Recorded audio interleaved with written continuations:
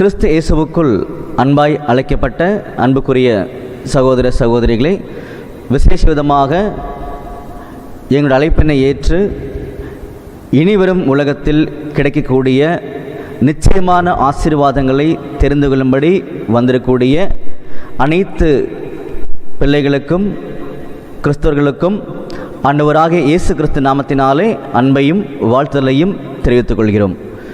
அன்புக்குரிய சகோதர சகோதரிகளே, உங்கள் அநேகர் பார்த்தீங்கன்னா இந்த நோட்டீஸ் பற்றி நீங்கள் கேள்விப்பட்டிருப்பீங்க அல்லது பார்த்துருப்பீங்கன்னு சொல்லி கவனிக்கிறோம். நோட்டீஸில் என்ன போட்டிருந்தாங்கன்னு சொல்லி கவனிக்கும் பொழுது பார்த்தீங்கன்னா, இனி வரும் உலகம், அதாவது மறுஜென்ம காலம் அப்படின்னு சொல்லக்கூடிய ஒரு காலம் இருக்குது. அந்த காலத்தில் கிடைக்கக்கூடிய ஆசீர்வாதங்களை பற்றிய துல்லியமான காரியங்களை நம்முடைய வேதாந்தத்துக்குள்ளாக நம்முடைய ஆண்டவர் இயேசு கிறிஸ்து எழுதி வச்சிருக்கார். இந்த விசேஷமான நம்பிக்கைகளை பெற்றுக்கொள்ளும் பொழுது இந்த உலகத்தில் துன்பத்தின் மத்தியில், பாடுகளுக்கு மத்தியில், வேதனைகளுக்கு மத்தியில் சந்தோஷமாக வாழ்ந்து இந்த காலத்தை முடிக்க முடியும் நம்மளால். அப்போ அன்புக்குரிய சகோதர சகோதரிகளே, நல்லா கூர்ந்து கவனிக்கும் பொழுது இனி வரும் உலகம், அதாவது மறுஜென்ம காலம் அப்படின்னு ஒன்று இருக்குதா அப்படின்ற ஒரு கேள்வி பார்த்தீங்கன்னா இருக்கும். ஏன்னா எல்லாருமே இதை பிலீவ் பண்ணுறது கிடையாது உலகத்துக்குள்ளாக பொதுவாக. ஆனால் ஆண்டவராக இயேசு கிறிஸ்துவை உண்மையாக விசுவாசிக்கக்கூடிய, நமக்கு எல்லாருக்கும் பொதுவாக இருக்கக்கூடிய ஆண்டவருடைய வார்த்தைகளை கவனிக்கும் பொழுது நியூ வேர்ல்டு, புதிய உலகம், மறுஜென்ம காலம் அப்படின்னு சொல்லக்கூடிய ஒரு ஆசீர்வாதமான காலம் இருக்கின்ற நம்பிக்கையை நம்முடைய ஆண்டவர் பார்த்தீங்கன்னா தீர்க்கமாக எழுதி வச்சிருக்காரு. இது வேதத்தை நம்பக்கூடிய அனைவருக்கும் தெரிந்திருக்கக்கூடிய முக்கியமான ஒரு விஷயம். அப்போ அப்பேற்பட்ட ஒரு காலப்பகுதி இந்த உலகத்துக்குள்ள கட்டாயமாக வரும். அப்போ உலகத்துக்குள்ள பார்த்தீங்கன்னா நிறைய ரிலீஜியஸ் மக்கள் இருக்கிறாங்க. உதாரணம் பார்த்தீங்கன்னா ஏறக்குறைய 4300 ரிலீஜியஸ் மக்கள் இருக்கிறாங்க, வெவ்வேறு நம்பிக்கைகள். அப்போ ஒவ்வொருத்தருக்குள்ளும் பார்த்தீங்கன்னா ஒவ்வொரு நம்பிக்கைகள். இதில் மெஜாரிட்டியாக இருக்கக்கூடிய பொதுவாக இருக்கக்கூடிய மதங்கள் தான் நமக்கு எல்லாருக்குமே தெரியும். கிறிஸ்டியானிட்டி, ஹிந்துஸு, முஸ்லீமு, புத்திசம் சொல்லி நிறைய பொதுவான மதங்கள் இருக்கிறாங்க. ஆனால் எல்லாத்தையும் தாண்டி பார்த்தீங்கன்னா மதம் இல்லாத மக்களும், நான் ரிலீஜியஸ் பீப்புள், அவங்களும் இருக்கிறாங்க. இப்படி பல்வேறு தரப்பட்ட நம்பிக்கைகள் உலகத்துக்குள் இருக்கும் பொழுது நம்முடைய ஆண்டவராக இயேசு கிறிஸ்து சொன்ன அந்த துல்லியமான சத்தியங்கள் ஜனங்கள் காதில் போய் விழுறது இன்னைக்கு ரொம்ப சிரமமான ஒரு காரியமாக இருக்குது. காரணம் என்னன்னு சொல்லி கவனிக்கும் பொழுது பார்த்தீங்கன்னா பாருங்க, 2 கொரிந்தியர்ல 4ஆம் அதிகாரம் 4ஆம் வசனம் படிக்கலாம். 2 கொரிந்தியர் 4ஆம் அதிகாரம் 4ஆம் வசனம், தேவனுடைய சாயலாய் இருக்கிற கிறிஸ்துவின் மகிமையான சுவிசேஷத்தின் ஒளி அவிசுவாசிகளாகிய அவர்களுக்கு பிரகாசமாய் இராதபடிக்கு இப்பிரபஞ்சத்தின் தேவனானவன் அவர்களுடைய மனதை குருடாக்கினான். பார்த்தீங்களா, இந்த பிரபஞ்சத்தின் தேவனானவன். அன்புக்குரிய சகோதர சகோதரிகளே, பல்வேறு தரப்பட்ட மக்கள் பார்த்தீங்கன்னா இதை கட்டாயமாக இதை கேட்பாங்க. அவனோட வாய்ப்பை ஏற்படுத்தி கொடுத்துருக்கார், எல்லாருமே கேட்பாங்க. அதனால பேசக்கூடிய காரியங்களில் நிதானமாக கொஞ்சம் செவியில் வாங்கிட்டு அதுக்கப்புறம் என்ன பண்ணாங்கன்னா ஆண்டவர் கூட வேத வசனத்தின் அடிப்படையில் நீங்கள் பேசும் பொழுது உங்களுக்கு புரியுப்பார் நம்முடைய ஆண்டவர். அதனால் இந்த இன்ஃபர்மேஷன் மட்டும், நற்செய்தியை மட்டும் என்ன பண்ணிக்கோங்கன்னா நீங்கள் செவிகளில் வாங்கிக்கோங்க. அப்போது இந்த உலகத்தில், இந்த உலகத்தை ஆளுகை செய்யக்கூடிய அதிபதி யாருன்னா பிசாசானவன் அப்படின்றது நம்முடைய ஆண்டவர் இங்கே சொல்லிட்டார். அப்படி இருக்கும் பொழுது எல்லா ஜனங்களுக்கும் பார்த்தீங்கன்னா ஆண்டவராக இயேசு கிறிஸ்து இந்த உலகத்துக்கு, அதாவது இனி வரும் உலகம், மறுஜென்ம காலம், அதில் கொடுக்குறேன்னு சொன்ன துல்லியமான ஆசீர்வாதங்களை பற்றிய நம்பிக்கைகளை அவன் மறைத்து வைத்திருக்கிறான். ஆனால் சத்தியவானியவனும் என் சத்தம் கேட்பான் அப்படின்னு சொல்லி ஆண்டவர் யோவான்ல பேசியிருக்கார், எல்லாருக்குமே தெரியும். அப்போ ஆண்டவருடைய பிள்ளைகள் கட்டாயமாக ஆண்டவர் சொல்லக்கூடிய நம்பிக்கைகளை பெற்றுக்கொண்டு விசுவாசங்களை காமிப்பார்கள். அதனால் அன்புக்குரிய சகோதர சகோதரிகளே, இந்த மகிழ்ச்சியான ஒரு சூழ்நிலை பார்த்தீங்கன்னா இப்போ நம்ம கவனிக்க போகிறோம். இது மிகவும் ஆச்சரியமான விஷயமா இருக்கும், நம்முடைய அறிவுக்கு எட்டாத ஆச்சரியமா இருக்கும் நம்ம பார்க்கக்கூடிய ஒரு காரியங்கள். அதனால நிதானம் என்ன பண்ணுங்கன்னா கவனிக்க மட்டும் கொஞ்சம் முயற்சி பண்ணுங்க. இப்போ என்ன பார்க்க போறோம்னா, இந்த உலகத்தின் அதிபதி எல்லாருடைய மனக்கண்ணையும் குருடாக்கி வச்சிருக்கிறான். ஒரு பாயிண்ட் நம்ம கிளியர் ஆகி வச்சிருக்கோம் வசனத்தின் மூலமாக. அடுத்து பார்த்தீங்கன்னா இன்னைக்கு நாம பார்க்கக்கூடிய உலகம் எப்படி இருக்குது பார்க்கலாமா? பாருங்க, கலாத்தியர் 1ஆம் அதிகாரம் 4ஆம் வசனம். கலாத்தியர் 1ஆம் அதிகாரம் 4ஆம் வசனம், அவர் நம்மை இப்பொழுது இருக்கிற பொல்லாத பிரபஞ்சத்தினின்று விடுவிக்கும்படி. பாத்தீங்களா, இப்பொழுது இருக்கக்கூடிய பொல்லாத பிரபஞ்சம் அப்படின்றத கிளியரா சொல்லிட்டார். அதனாலதான் நமக்கு சந்தேகமே கிடையாது. அப்ப எல்லாரும் பாத்தீங்கன்னா நிதானம் யோசிச்சுக்கலாம், நம்முடைய ஆண்டவராக இயேசு கிறிஸ்து நமக்கு இருக்கிறார், சந்தேகமே கிடையாது. ஆனால் நாம் அவர் விரும்பக்கூடிய வாழ்க்கைக்குள்ளாக சென்று அடையணும். அதுக்கு அவருடைய திட்டங்கள் நமக்கு தெரியணும், அதுதான் முக்கியம். அதுதான் பாத்தீங்கன்னா நமக்கு விளக்கி காமிச்சிட்டு இருக்கார். கடந்த 4 வாரங்களில் இந்த ஒளிப்பதிவை பார்த்தவங்களுக்கு ரொம்ப முக்கியமான நம்பிக்கை வந்திருக்கும். சரிங்களா அன்புக்குரிய சகோதர சகோதரிகளே, அதை யாராவது பார்க்கலன்னா நீங்கள் தொடர்ந்து என்ன பண்ணுங்கன்னா காஸ்பல் சொசைட்டி அதோடைய யூடியூப் சேனல்லும் ஃபேஸ்புக் பக்கத்துலையும் என்ன பண்ணுங்கன்னா நீங்கள் போய் அதை கவனிக்க ட்ரை பண்ணுங்க. சரிங்களா, அப்போ மறுபடியும் உள்ளே வந்துடலாம். அப்போ இப்பொழுது இருக்கக்கூடிய பொல்லாத பிரபஞ்சம் அப்படின்றத கிளியர் அட்ரஸ் பண்ணி காமிச்சிட்டார். ஏன்னா என்னைக்கு முதல்ல ஆதாம் சொல்லக்கூடிய மனிதன் கீழ்ப்படியாமக்குள்ள போனாரோ அன்னைக்கு உலகம் ஃபுல்லா சாத்தானுடைய செய்கைகள் பாவம் உள்ள வந்துருச்சு. அதனாலதான் இந்த உலகம் பொல்லாத பிரபஞ்சம். செய்யக்கூடிய நடக்கக்கூடிய ஒவ்வொரு காரியமும் தவறான காரியங்கள். எந்த இடத்துலையுமே சமாதானம் கிடையாது, எங்கேயுமே உண்மை கிடையாது, எங்கேயுமே இரக்கம் கிடையாது. நாளுக்கு நாள் கொடுமைகள் பாவங்கள் இன்க்ரீஸ் ஆகிட்டே போகுது. அநீதியான காரியங்கள், நியாயமில்லாத காரியங்கள் இதெல்லாம் டெவலப் ஆகிட்டே போகுது. நம்முடைய ஆண்டவர் தெளிவாக சொல்லிட்டார், இது அநீதியான உலகம், பொல்லாத பிரபஞ்சம் அப்படின்றது கிளியர் பண்ணிட்டார். காரணம் என்னன்னா உலகம் ஃபுல்லா எப்படி இருக்குன்னு சொல்லும் பொழுது பாருங்க, 1 யோவான் 5ஆம் அதிகாரம் 19ஆம் வசனம். 1 யோவான் 5ஆம் அதிகாரம் 19ஆம் வசனம், நாம் தேவனால் உண்டாயிருக்கிறோம் என்றும் உலகம் முழுவதும் பொல்லாங்கனுக்குள் கிடக்கிறது என்றும் அறிந்திருக்கிறோம். பாத்தீங்களா, உலகம் ஃபுல்லா பொல்லாங்கனுக்குள் இருக்குது அப்படின்றதும் தெளிவுபடுத்தி காமிச்சார். நமக்கு தெரியும் பொல்லாங்கன் யாருன்னா பிசாசானவன் அப்படின்றது தெளிவா நமக்கு தெரியும். அப்ப அன்புக்குரிய சகோதர சகோதரிகளே, அதனாலதான் இப்ப இருக்கக்கூடிய இந்த உலகத்தினுடைய அதாவது பிசாசனுடைய எல்லா விதமான காரியத்தையும் நம்முடைய அடைசுகிறது முற்றிலுமாக முடிச்சிருவார். அதனாலதான் இன்னைக்கு இருக்கக்கூடிய இந்த காலப்பகுதியாக இந்த உலகத்துக்கு அவர் கிளியரா ஜட்ஜ்மெண்ட்டை நியாய தீர்ப்பை வச்சிருக்கின்றத சொல்லி காமிக்கிறார். பாருங்க 2 பேதுரு 3ஆம் அதிகாரம் 7ஆம் வசனம். 2 பேதுரு 3ஆம் அதிகாரம் 7ஆம் வசனம், இப்பொழுது இருக்கிற வானங்களும் பூமியும் அந்த வார்த்தையினாலே அக்கினிக்கு இரையாக வைக்கப்பட்டு தேவ பக்தி இல்லாதவர்கள் நியாயம் தீர்க்கப்பட்டு அழிந்து போகும் நாள் வரைக்கும் காக்கப்பட்டிருக்கிறது. இப்பொழுது இருக்கக்கூடிய உலகத்தை நம்முடைய ஆண்டவர் என்ன பண்ணுவார்னா கிளியரா முடிச்சிருவார். ஏன்னா அவர் இந்த உலகத்துக்கு கொடுக்கிறேன்னு சொன்ன அந்த நன்மைகள் ஆகிய காலங்கள், அதான் இனி வரும் உலகம், மறுஜென்ம காலம், அது இந்த உலகத்துக்கு வரணும், மக்களுக்கு கட்டாயமா கிடைக்கணும். அந்த சந்தோஷத்தை நம்மளால ஜீரணிக்க முடியாத ஒரு சமாதானத்தை பார்த்தீங்கன்னா கொடுக்க போறார். அது எப்படி இருக்கும் தான் இன்னைக்கு பாடத்தில் நம்ம பார்க்கக்கூடிய முக்கியமான துல்லியமான பதில்கள். அன்புக்குரிய சகோதர சகோதரிகளே, அப்படிப்பட்ட ஒரு காலம் இருக்குதா அப்படின்ற ஒரு கேள்வி வருது இல்ல, அது குறித்து முதல்ல படிக்கலாம் பாருங்க. 2 பேதுரு 3ஆம் அதிகாரம் 13ஆம் வசனம். 2 பேதுரு 3ஆம் அதிகாரம் 13ஆம் வசனம், அவருடைய வாக்குத்தத்தத்தின்படியே நீதி வாசமாயிருக்கும் புதிய வானங்களும் புதிய பூமியும் உண்டாகும் என்று காத்திருக்கிறோம். பாத்தீங்களா, புதிய வானமும் புதிய பூமியும் காத்திருக்கிற ஆண்டவரே. இங்க உண்மை எழுதியிருக்கிறாங்க, புதிய வானம் புதிய பூமி. இந்த வானத்துக்கும் பூமிக்கும் நிறைய விளக்கங்கள் பைபிள் இருக்குது. சரிங்களா, இப்போ ஒரு ஷார்ட்ல நீங்க புரிஞ்சுக்கோங்க. புதிய வானம் சொல்லும் பொழுது புதிய ஆளுகை, நம்முடைய ஆண்டவராக இயேசு கிறிஸ்துவுடைய ஆளுகை. அந்த ஆளுகை இந்த பூமியில் இருக்கும் பொழுது இந்த பூமியை தாங்கிக் கொண்டிருக்கக்கூடிய 4 முக்கியமான பில்லர்ஸ். எதுனா 4 முக்கியமான அமைப்புகள்: அரசியல், மதம், சமுதாயம், பொருளாதாரம். இந்த 4மே ஆண்டவராக இயேசு கிறிஸ்துவுடைய கண்ட்ரோல்ல வந்துடும். அவர் விரும்பக்கூடிய அந்த ஆளுகை, அவர் விரும்பக்கூடிய அன்பு, நீதி, ஞானம், வல்லமை எல்லாமே இந்த 4க்குள்ள செயல்படும். அப்படிப்பட்ட ஒரு ஆசீர்வாதமான காலம் வருகின்றது அப்படின்றது பார்த்தீங்கன்னா சொல்லி காமிச்சார். இதைத்தான் பார்த்தீங்கன்னா நம்முடைய ஆண்டவராக இயேசு கிறிஸ்து கிட்ட அவரை உண்மையா பின்பற்றக்கூடிய சீஷர்கள் கேட்டாங்க. அதுக்கு அவர் பதில் சொன்னார். பாருங்க, மத்தேயுல 19ஆம் அதிகாரம் 27, 28 படிங்க. மத்தேயு 19ஆம் அதிகாரம் 27ஆம் வசனம் முதல், அப்பொழுது பேதுரு அவரை நோக்கி, இதோ நாங்கள் எல்லாவற்றையும் விட்டு உம்மை பின்பற்றினோமே, எங்களுக்கு என்ன கிடைக்கும் என்றான். அதற்கு இயேசு, மறுஜென்ம காலத்திலே மனுஷகுமாரன் தம்முடைய மகிமையுள்ள சிங்காசனத்தின் மேல் வீற்றிருக்கும் போது என்னை பின்பற்றின நீங்களும் இஸ்ரவேலின் 12 கோத்திரங்களையும் நியாயம் தீர்க்கிறவர்களாக 12 சிங்காசனங்கள் மேல் வீற்றிருப்பீர்கள் என்று மெய்யாகவே உங்களுக்கு சொல்கிறேன். பாத்தீங்களா, இந்த வசனத்துடைய விளக்கம் பாத்தீங்கன்னா ரொம்ப ஆச்சரியமான ஆழமான விளக்கம். அதனால இதுல என்ன தேவையோ அதை மட்டும் எடுத்துக்கலாம் இப்போதைக்கு நாம. சரிங்களா?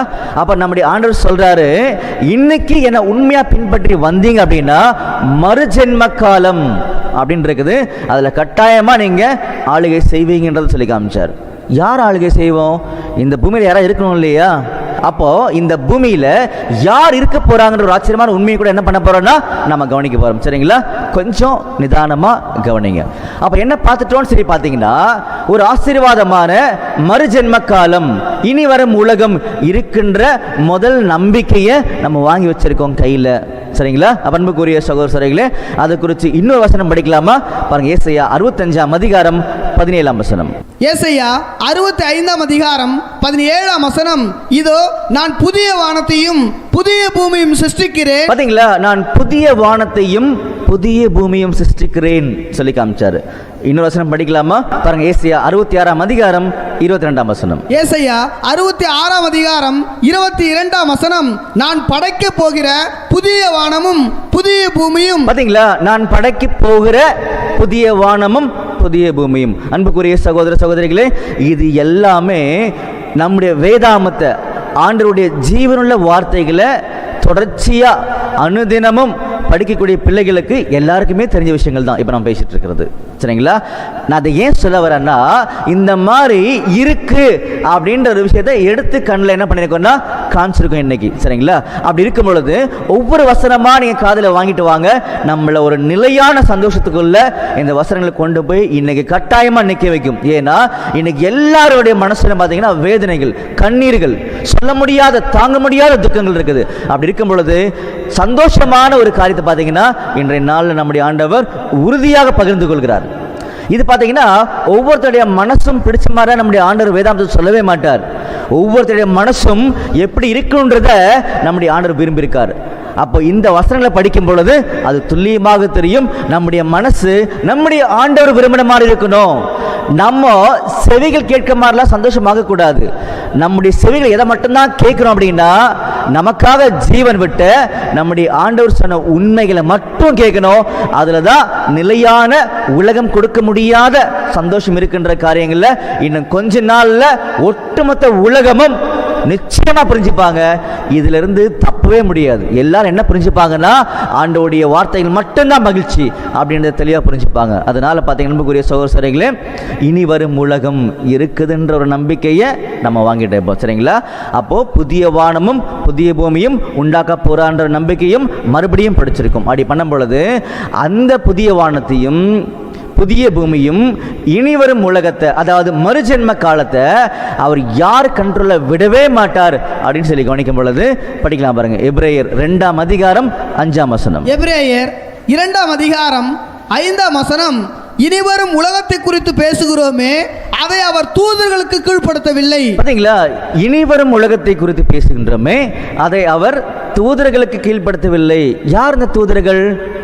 ஆதியாகமத்தில் ஜெனசிஸ்ல படிச்சிருக்கும் பொழுது நம்ம எல்லாருக்கும் நல்லாவே தெரியும், இந்த பூமியை வழிநடத்தக்கூடிய வகையில் நம்முடைய ஆண்டவர் இயேசு கிறிஸ்து நியமித்த தூதர்கள் அவங்க என்ன பண்ணிட்டாங்கன்னா, வழி விலகி போயிட்டாங்க, கெட்டு போயிட்டாங்க, பூமியை தவறாக வழிநடத்திட்டாங்க. பூமின்னா ஜனங்களை இல்லையா?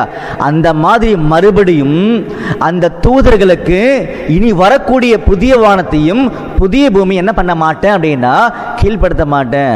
அந்த புதிய வானத்திலும் புதிய பூமியிலும் யார் ஆளுகை செய்ய போறாங்கன்னு சொல்லி பார்த்தீங்கன்னா, நம்முடைய ஆண்டவராக இயேசு கிறிஸ்துவும் அவரை மாதிரியே எக்ஸாக்டா துல்லியமாக வாழக்கூடிய மக்களும் சேர்ந்து என்ன பண்ணுவாங்கன்னா ஆளுகை செய்வாங்க. யாரை செய்வாங்க? இந்த பூமியில் யாராவது இருக்கணும்ல, கவனிக்க போகிறோம், கவலைப்பட வேண்டாம். சரிங்களா? அப்படி வரும்பொழுது அந்த மறுஜென்ம காலத்தில் இந்த பூமியில் கிடைக்கக்கூடிய ஆசீர்வாதங்களை பற்றி தான் இன்னைக்கு நாம் பார்க்க போகிறோம். சரிங்களா? அப்படி வரக்கூடிய அந்த காலம் எப்படி இருக்குன்றதை பார்த்தீங்கன்னா நமக்கு இன்னும் சில வசனங்களில் தெளிவுபடுத்துகிறார். சரிங்களா? நம்ம இன்னும் முக்கியமான பகுதிக்குள்ளே கடந்து போகவில்லை. சந்தோஷம் வரும், மகிழ்ச்சி வரும், சமாதானம் வரும். கொஞ்சம் பொறுமையா இருங்க, சரிங்களா? பாருங்க, எபிரேயர் 12ஆம் அதிகாரம் 28ஆம் வசனம். எபிரேயர் 12ஆம் அதிகாரம் 28ஆம் வசனம். ஆதலால் அசைவில்லாத ராஜ்யத்தை பெறுகிறவர்களாகிய நாம் பயத்தோடும் பக்தியோடும் தேவனுக்கு பிரியமாய். பாத்தீங்களா? ஆதலால் அசைவில்லாத ராஜ்யம், அன்ஷேக்கபிள் கிங்டம் அப்படின்னு சொல்றாரு. அப்படிப்பட்ட ஒரு காலம் வரப்போகுது, மறுஜென்மம் இருக்குது, நிரூபிக்கிறார் நம்முடைய ஆண்டவர் பைபிள்ல, சரிங்களா? அது எப்படி இருக்கும் பாருங்க. ரோமர் 14ஆம் அதிகாரம் 17ஆம் வசனம். ரோமர் 14ஆம் அதிகாரம் 17ஆம் வசனம். தேவனுடைய ராஜ்யம் புசிப்பும் குடிப்பும் அல்ல, அது நீதியும் சமாதானமும் பரிசுத்த ஆவியினால் உண்டாகும் சந்தோஷமுமாய் இருக்கிறது. பாத்தீங்களா? இப்படிப்பட்ட ஒரு காலம் இருக்கின்றத சொல்றார். நாம மெதுவா உள்ள கடந்து போறோம், சரிங்களா? அந்த காலத்துல, அதாவது இனி வரும் உலகத்துல, இந்த உலகம் பெற்றுக்கொள்ளக்கூடிய ஆசீர்வாதங்கள் எப்படி இருக்கும், அதுதான் நம்முடைய கேள்வியா இருக்குது. அதுக்கு தான் பதில் நம்ம தேடி ஓடிட்டு இருக்கோம். அதுக்கு முன்னாடி இந்த உலகம் எப்படி இருக்குது, இனி ஒரு உலகம் வருமான்ற காரியங்கள்லாம் நம்ம நிச்சயித்து கொண்டுதான் உள்ள பிரயாணம் பண்ணிட்டு இருக்கோன்றதை மறந்துடக்கூடாது, சரிங்களா? அப்போ இனி வரும் உலகத்தை குறித்து இந்த வேதாந்தத்தில் சொல்லப்பட்ட அந்த ஆசீர்வாதமான காலங்களை குறிக்கக்கூடிய சில நிழலான காரியங்கள் வேதாந்தத்துக்குள்ள நம்முடைய ஆண்டவர் பொருள் பட பேசியிருக்கிறார், சரிங்களா? சில வசனங்களை உறுதியாக சொல்லியிருக்கார். இது எல்லாருக்குமே தெரிஞ்ச விஷயங்கள் தான். நான் ஞாபகப்படுத்திட்டு ஆச்சரியமான காரியத்துக்குள்ளாக கடந்து போக போறேன், சரிங்களா? பாருங்க, அந்த காலம், அந்த ராஜ்யம், இனி வரும் உலகம், மறுஜென்மம் எப்படி இருக்குன்னு சொல்லும் பொழுது, பழைய ஏற்பாட்டு காலத்தில் ஒரு அருமையான ஒரு ராஜா இருந்தார். சாலமோன் சொல்லக்கூடிய ஒரு ராஜா இருந்தார். அந்த ராஜா ஆளுகை செய்த சந்தோஷமான காலப்பகுதி நம்முடைய ஆண்டவராக இயேசு கிறிஸ்துவுடைய ஆரோக்கியமான, ஆச்சரியமான, மகிழ்ச்சியான மறுஜென்ம காலத்துக்கு இசைவாக வேதாந்தத்தில் அடையாளப்படுத்தி காமிச்சிருக்கார். அப்ப அவருடைய ஆளுகையின் காலப்பகுதி எப்படி இருந்துச்சுன்னு பார்க்கலாமா? பாருங்க, 1 ராஜாக்கள் 4ஆம் அதிகாரம் 24ஆம் வசனம். 1 ராஜாக்கள் 4ஆம் அதிகாரம் 24ஆம் வசனம் முதல். நதிக்கு இப்புறத்தில் இருக்கிற திப்சா முதற்கொண்டு ஆசா மட்டுமுள்ள எல்லாவற்றையும் நதிக்கு இப்புறத்தில் உள்ள சகல ராஜாக்களையும் ஆண்டு வந்தான். அவனை சுற்றி எங்கும் சமாதானமாய் இருந்தது. சாலமோனுடைய நாளெல்லாம் தான் துவக்கி பேர்சபா மட்டும் யூதாவும் இஸ்ரவேலும் அவரவர் தங்கள் தங்கள் திராட்சை செடியின் நிழலிலும் தங்கள் தங்கள் அத்திமரத்தின் நிழலிலும் சுகமாய் குடியிருந்தார்கள். பாத்தீங்களா? இது சாலமோன் ராஜ்யபாரம் பண்ணும் பொழுது இருந்த நிலைமைகள். அப்போ சாலமோனிலும் பெரியவர் நம்முடைய ஆண்டவராக இயேசு கிறிஸ்து. அப்ப அவருடைய அந்த ஆசீர்வாதமான காலப்பகுதியாகிய இனி வரும் உலகம், மறுஜென்ம காலத்தில் எப்படி இருக்குன்றதுக்கு ஒரு முன் அடையாளமாக தான் சில பகுதிகளை அவருடைய வாழ்க்கையிலிருந்து எடுத்து நம்ம கண்ணுக்கு முன்னாடி காமிச்சிருந்தார், சரிங்களா? சில பகுதிகளை மட்டும் என்ன பண்ணாருன்னா அழகாக காமிச்சிருந்தார். அன்புக்குரிய சகோதர சகோதரிகளே, ஒருவேளை இப்போ நான் பேசுறது கொஞ்சம் சில பேருக்கு புரியாமல் இருக்கலாம், கொஞ்சம் அட்வான்ஸாக இருக்கலாம். ஆனாலும் நம்முடைய ஆண்டவராக இயேசு கிறிஸ்துவுடைய ஜீவனுள்ள திட்டங்கள், நம்பிக்கைகள் காதுல வாங்கிக்கோங்க. என்னைக்காவது ஒரு நாள் உங்களுக்கு நம்முடைய இயேசு கிறிஸ்து தெளிவாக என்ன பண்ணுவார்னா புரிய வச்சிருவார், சரிங்களா? எல்லாருக்குமே புரியும். ஒரு வேலை யாருக்காவது புரியலன்னா, ஆண்டவரே கொஞ்சம் சொல்லுங்க ஆண்டவர்னு சொல்லும் பொழுது, நீங்க ஜெபத்தில் கேட்கும் பொழுது ஆண்டவர் இந்த வசனத்தின் மூலமாக சொல்லப்பட்ட காரியங்களை தெளிவுபடுத்தி காண்பார். அதனால அதுக்கு ஒரு அஸ்திபாரமாக இதெல்லாம் நீங்க காதுல வாங்கி ஸ்டோர் பண்ணி வச்சுக்கோங்க, சரிங்களா? அப்ப அன்புக்குரிய சகோதரர்களே, இதே மாதிரி சொல்லப்பட்ட இன்னும் சில ஆசீர்வாதமான வசனங்கள் என்ன பண்ண போறோம்னா கவனிக்க போறோம். இதெல்லாம் கவனிச்சுட்டா அந்த சூழ்நிலை எப்படி இருக்குன்றத துல்லியமா சொல்லிக்கான இடத்துக்குள்ளாக கடந்து போக போறோம், சரிங்களா? இப்ப நான் படிக்கக்கூடிய வசனங்கள் உலகத்துல எல்லாருக்குமே தெரியும், நான் ஞாபகப்படுத்திட்டே போயிட்டு இருக்கேன், சரிங்களா? பாருங்க, ஏசாயா 35ஆம் அதிகாரம் 3ஆம் வசனத்திலிருந்து 6ஆம் வசனம் வரைக்கும் படிங்க. ஏசாயா 35ஆம் அதிகாரம் 3ஆம் வசனம் முதல். தளர்ந்த கைகளை திடப்படுத்தி தள்ளாடுகிற முழங்கால்களை பலப்படுத்துங்கள். தளர்ந்த கைகளை திடப்படுத்துங்கள். என்ன அர்த்தம்? ஒன்னும் கவலைப்படாதீங்க, தைரியமா இருங்க. இன்னும் கொஞ்ச நாள்ல நம்முடைய ஆண்டவராக இயேசு கிறிஸ்து சொன்ன அந்த மகிழ்ச்சியின் காலப்பகுதி பூமியில வரும். நிறைய பேரை இழந்து போயிட்டீங்களா? நிறைய பேர் நம்ம குடும்பத்திலிருந்து நம்ம செத்து போயிட்டாங்களா? கவலைப்படாதீங்க, கொஞ்ச நாள் இந்த வேதனை தாங்கிக்கோங்க. மறுஜென்ம காலத்துல கிடைக்கக்கூடிய ஆசீர்வாதங்கள் பயங்கரமா இருக்கும். அதனால்தான் தளர்ந்த கைகளை திடப்படுத்துங்கள் அப்படின்னாரு. படிங்க. தள்ளாடுகிற முழங்கால்களை பலப்படுத்துங்கள், மனம் பதறுகிறவர்களை பார்த்து நீங்கள் பயப்படாதிருங்கள். பாத்தீங்களா? மனம் பதறுவாங்க நிறைய பேர் இல்லையா? பயப்படாதீங்க, நம்முடைய ஆண்டவர் இருக்கிறார். அவர் சொன்ன ஒவ்வொரு காரியமும் இந்த உலகத்துக்குள்ள இந்நாள் வரைக்கும் துல்லியமா நிறைவேறுக்குது. அதைத்தான் கடந்த 4 காணொளியில் சில ஹிண்ட்ஸ் உங்ககிட்ட கொடுத்துருந்தோம், சரிங்களா? அதே மாதிரி அன்புக்குரிய சகோதர சகோதரிகளே, இன்னைக்கும் சில ஹிண்ட்ஸ் மட்டும் பகிர்ந்துக்கிறேன் உங்ககிட்ட. என்னன்னு சொல்லி கவனிச்சிங்கன்னா, இந்த இஸ்ரேல் தேசம் இருக்கு இல்லையா, துல்லியமா 1948 1948ஆம் வருஷத்துல சுதந்திரம் கிடைச்சது. நம்முடைய வேதாமத்துக்குள்ளாக ஆண்டவர் அந்த வருஷங்களை கரெக்டா எழுதி வச்சிருக்கார். அவர் சொன்ன அந்த வருஷத்துல இஸ்ரேலுக்கு சுதந்திரம் கிடைச்சது. அன்புக்குரிய சகோதரர்களே, அதே மாதிரி இப்ப சின்ன ஹிண்ட் தான் கொடுத்திருக்கிறேன். இதே மாதிரி உலகத்தில் நடந்த எல்லா விதமான காரியங்களும் அந்தந்த காலத்துல நேர்த்தியா நடந்திருக்குன்னு தெரியும். ஆனா அந்த காலங்கள் வேதாமத்துக்குள்ளாக நம்முடைய பரிசுத்த வேதாமத்தில் சொல்லப்பட்டிருக்கின்ற உண்மைகள் தான் அநேகருக்கு தெரியாது. இதை தெரிந்து கொள்ளும் போது நமக்கு என்ன பிரயோஜனம் சில பேர் கேட்கலாம். தெரிந்து கொள்ளும் பொழுது நம்முடைய ஆண்டவர் சொன்ன வார்த்தைகள் எவ்வளவு துல்லியமா நிறைவேற இருக்குது, அதை கண்டுபிடிக்கும் போது சந்தோஷம், மகிழ்ச்சி நமக்கு கிடைக்கும். அதே மாதிரி இப்ப சொல்லக்கூடிய ஆசீர்வாதமும் அந்த காலமும் அந்த காலத்தில் நேர்த்தியாக கிடைக்கணும் நம்பிக்கை நமக்கு கிடைக்கும். சரிங்களா? தெரிஞ்சு வச்சுக்கோங்க சொல்லி பார்க்கிறோம். அப்ப அடுத்து பாத்தீங்கன்னா படிங்க, ஏசாயா 35ஆம் அதிகாரம் 4ஆம் வசனம். மனம் பதறுகிறவர்களை பார்த்து நீங்கள் பயப்படாதிருங்கள், திடன் கொள்ளுங்கள். இதோ உங்கள் தேவன் நீதியை சரிகட்டவும் உங்கள் தேவன் பதிலளிக்கவும் வருவார். கட்டாயமா வருவார். இன்னும் கொஞ்ச நாள் வருவார். அந்த ஆசீர்வாதமான காலப்பகுதி எப்படி இருக்கும் அதுதான் என்ன பண்ண போறோம்னா கவனிக்க போறோம். கொஞ்சம் நிதானமா கவனிங்க. இந்த காணொலியை விட்டு சீக்கிரமா போயிடாதீங்க, கடைசி வரைக்கும் கவனிங்க. சரிங்களா? அப்ப அன்புக்குரிய சகோதரர்களே, இது சம்பந்தப்பட்ட இன்னொரு நம்பிக்கைக்குரிய வசனத்தை படிக்கலாமா? 96ஆம் சங்கீதம் 13ஆம் வசனம். சங்கீதம் 96ஆம் சங்கீதம் 13ஆம் வசனம். அவர் வருகிறார், அவர் பூமியை நியாயந்தீர்க்க வருகிறார், அவர் பூலோகத்தை நீதியோடும் ஜனங்களை சத்தியத்தோடும் நியாயந்தீர்ப்பார். பாத்தீங்களா? கிளியரா சொல்லிட்டார். கட்டாயமா அந்த காலப்பகுதி வரும், கலப்படாதீங்க என்ற நம்பிக்கையை கொடுத்துட்டார். சரிங்களா? இன்னொரு வசனம் படிக்கலாமா? பாருங்க, அப்போஸ்தலர் 17ஆம் அதிகாரம் 31ஆம் வசனம். அப்போஸ்தலர் 17ஆம் அதிகாரம் 31ஆம் வசனம். மேலும் ஒரு நாளை குறித்திருக்கிறார், அதிலே அவர் தாம் நியமித்த மனுஷனை கொண்டு பூலோகத்தை நீதியாய் நியாயந்தீர்ப்பார். அந்த மனுஷனை மரித்தோரிலிருந்து எழுப்பினதினாலே அது நிச்சயத்தை எல்லாருக்கும் விளங்க பண்ணினார் என்றான். பாத்தீங்களா? அன்புக்குரிய சகோதரர்களே, நிறைய வசனங்கள் நம்ம பார்த்துட்டோம். சரிங்களா?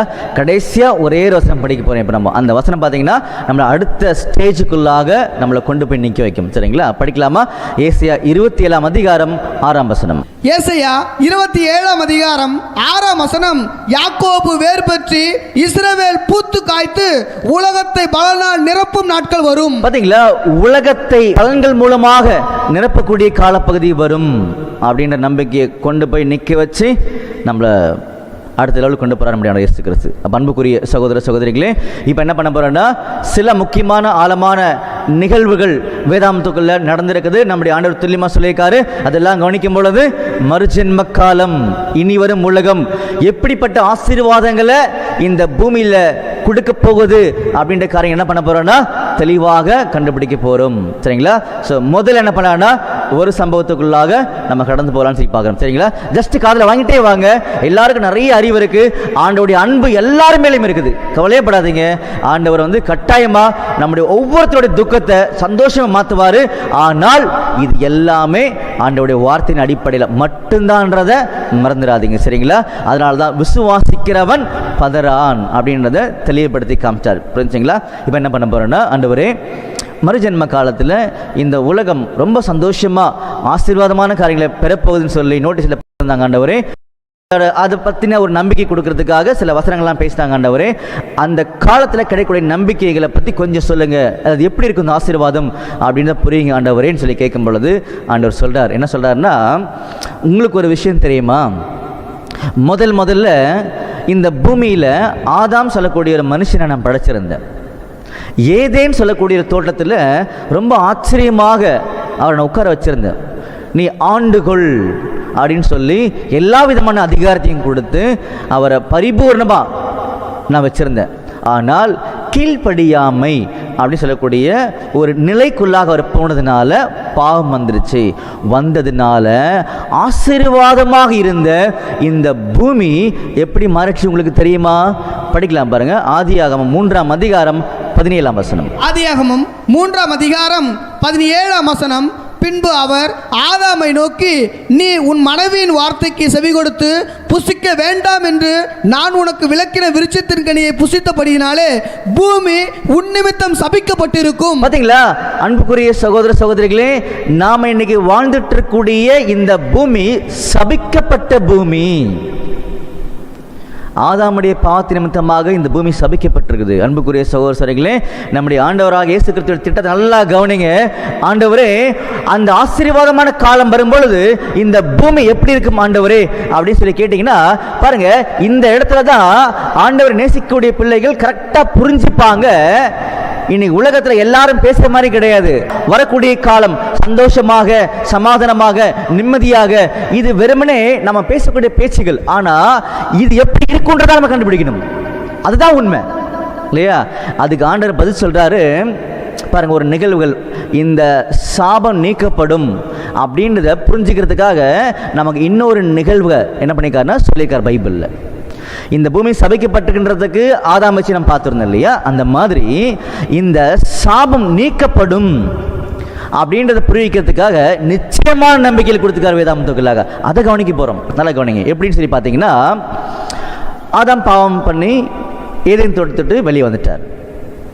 இந்த மனுக்குலத்தை நீதிக்குள்ளே வழிநடத்துறதுக்காக நிறைய மக்கள் என்ன பண்ணார்னா ஏற்படுத்தினார். அதில் ரொம்ப முக்கியமான ஒரு நீதிமான் சொல்லி பார்த்தீங்கன்னா நோவா அப்படின்ற ஒரு மனுஷன் இருந்தார். இதெல்லாம் ஆதியாகமத்தில் 6ஆம் அதிகாரத்தில் நீங்கள் படித்து பார்த்தீங்கன்னா உங்களுக்கு தெரியும். அப்போது நோவா என்ன பண்ணார்னா, நோவா இங்கே வாங்க, இந்த பூமி ஃபுல்லாக பாவத்துக்குள்ளே நிறைஞ்சிருக்குது, நான் அழிக்க போகிறேன் அப்படின்னு சொல்லி நோவா கிட்ட சில திட்டங்கள் சொன்னார். நம்ம நிறைய டைம் இதை நம்ம கடந்த 2-3 வாரங்களில் பார்த்துருந்தோம். இப்படி சொல்லி முடிச்சுட்டு மழை பெய்யும். மழை எதுக்கு? ஜட்ஜ்மெண்ட்டு, நியாய தீர்ப்பு, அழிக்க போகிறேன் அப்படின்னு சொன்னார். ஏன்னா நீங்கள் பாவம் பண்ணியிருக்கீங்க, பூமி கொடுமையினால் சபிக்கப்பட்டிருக்குது, பாவத்தில் நிறைஞ்சிருக்குது, அதனால் நான் அழிக்க போகிறேன் அப்படின்னு சொல்லி சொன்னார். அதெல்லாம் சொல்லி மழை வந்துச்சுன்றது எல்லாருக்குமே தெரியும், அழிச்சாரும் தெரியும். அப்படி பண்ணும் பொழுது அந்த ஜட்ஜ்மெண்ட் என்ன பண்ண போகிறாருன்னா, இந்த பூமி அந்த ஜட்ஜ்மெண்ட்டு இன்னைக்கு வரைக்கும் இந்த பூமியில் இருக்குது. எந்த ஜட்ஜ்மெண்ட்டு? நல்லா புரிஞ்சுக்கோங்க. இந்த இடத்துல ஆதாம் மூலமாக வந்த மீறுதல் நிமித்தமாக, பாவத்தின் நிமித்தமாக இன்னைக்கு வரைக்கும் பூமி அந்த நியாய தீர்ப்புக்கு உள்ளாக இருக்குது. இந்த நியாய தீர்ப்பு வெளியே எடுக்கப்படும் பொழுது, இந்த நியாய தீர்ப்பு ஆண்டவர் தள்ளும் பொழுது இந்த பூமியில இருந்த சாபம் நீக்கப்பட்டிருக்கும் அப்படின்னு புரிய வைக்கிறதுக்கு தான் நோவாவுடைய நிகழ்வுக்குள்ளாக நம்ம உள்ள கடந்து போக போறோம் இப்போ. சரிங்களா? பாருங்க, அப்போ மழை வந்துருச்சு. பேழைக்குள்ள யார் யாரெல்லாம் ஆண்டோடைய எச்சரிப்புகளை விசுவாசாங்களோ உள்ள போனாங்க. உள்ள போனதுக்கு அப்புறமா என்ன நடக்குதுன்றது தான் முக்கியமான சம்பவம். புரிஞ்சுங்களா? படிக்கலாமா? பாருங்க, ஆதியாகமம் 8ஆம் அதிகாரம் 13ஆம் வசனம் படிங்க. ஆதியாகமம் 8ஆம் அதிகாரம் 13ஆம் வசனம் முதல், அவனுக்கு 601 வயதாகும் வருஷத்தில் முதல் மாதம் முதல் தேதியிலே பூமியின் மேல் இருந்த ஜலம் வற்றி போயிற்று. நோவா பேழையின் மேல்தட்டை எடுத்து பார்த்தான், பூமியின் மேல் ஜலம் இல்லாது இருந்தது. 2ஆம் மாதம் 27ஆம் தேதியிலே பூமி காய்ந்திருந்தது. பாத்தீங்களா அன்புக்குரிய சகோதர சகோதரிகளே, இங்க சொல்லப்பட்ட காரியங்களை அநேகர் உலகத்துக்குள்ளாக ஒரு கதை பகுதியாக குழந்தைகளுக்கு சொல்லி கொடுத்து காலங்காலமா எல்லாரும் வாழ்ந்துட்டாங்க. ஆனா இதுக்குள்ள பிரம்மாண்டமான ஆச்சரியமான உண்மை இருக்கின்றத மறந்துடாதீங்க. பாருங்க, அங்க பூமி காஞ்சி இருந்துச்சு, தண்ணீர் கிடையாது. தண்ணீர் ஏன் வந்துச்சு? மக்களுக்கு கொடுக்கப்பட்ட ஜட்ஜ்மெண்ட்டு, பனிஷ்மெண்ட்டு. அப்ப என்ன சொல்ல வர்றாருன்னா, பூமி காஞ்சிருக்குன்னா அந்த பூமியின் மேல வந்த தண்டனை இல்லாம இருக்குது. புரிஞ்சுங்க அன்புக்குரிய சகோதரர்களே? இப்படிப்பட்ட ஒரு சூழ்நிலையை நம்முடைய ஆண்டவர் இன்னும் கொஞ்ச நாள்ல கொடுக்க போறாரு அப்படின்னு சொல்லி காமிச்சிருக்காரு. அதனாலதான் வெளிப்படுத்தின விசேஷத்துல இதை குறித்து சொல்லும் பொழுது படிக்கலாம். பாருங்க, வெளிப்படுத்தின விசேஷம் 22ஆம் அதிகாரம் 3ஆம் வசனம். வெளிப்படுத்தின விசேஷம் 22ஆம் அதிகாரம் 3ஆம் வசனம், இனி ஒரு சாபமும் இராது. பாருங்க, இனி ஒரு சாபமும் இராது. இந்த இடத்துல தான் நீங்க கம்பேர் பண்ணி பார்க்கணும், ஒப்பிட்டு பார்க்கணும். என்ன ஒப்பிட்டு பார்க்கணும்னா, சமைக்கப்பட்ட பூமியில இவ்வளவு கொடுமைகள் நிறைந்து, பாவங்கள் நிறைந்து, மனிதகுலம் நாளுக்கு நாள் வழி தப்பி போயிட்டே இருக்கிறாங்க. ஆனால் நம்முடைய ஆண்டவர் என்ன பண்றாருன்னா, இந்த சாபத்தை நான் எடுக்கிறேன். எப்போ? ஜட்ஜ்மெண்ட் அந்த பூமியிலிருந்து எடுக்கும் பொழுது சாபம் நீங்கும். சாபம் நீங்கும் பொழுது பூமி காஞ்சிருக்கும். பூமி காஞ்சிருக்குன்னா என்ன அர்த்தம்னா, சாபம் நீக்கப்பட்டிருக்குது.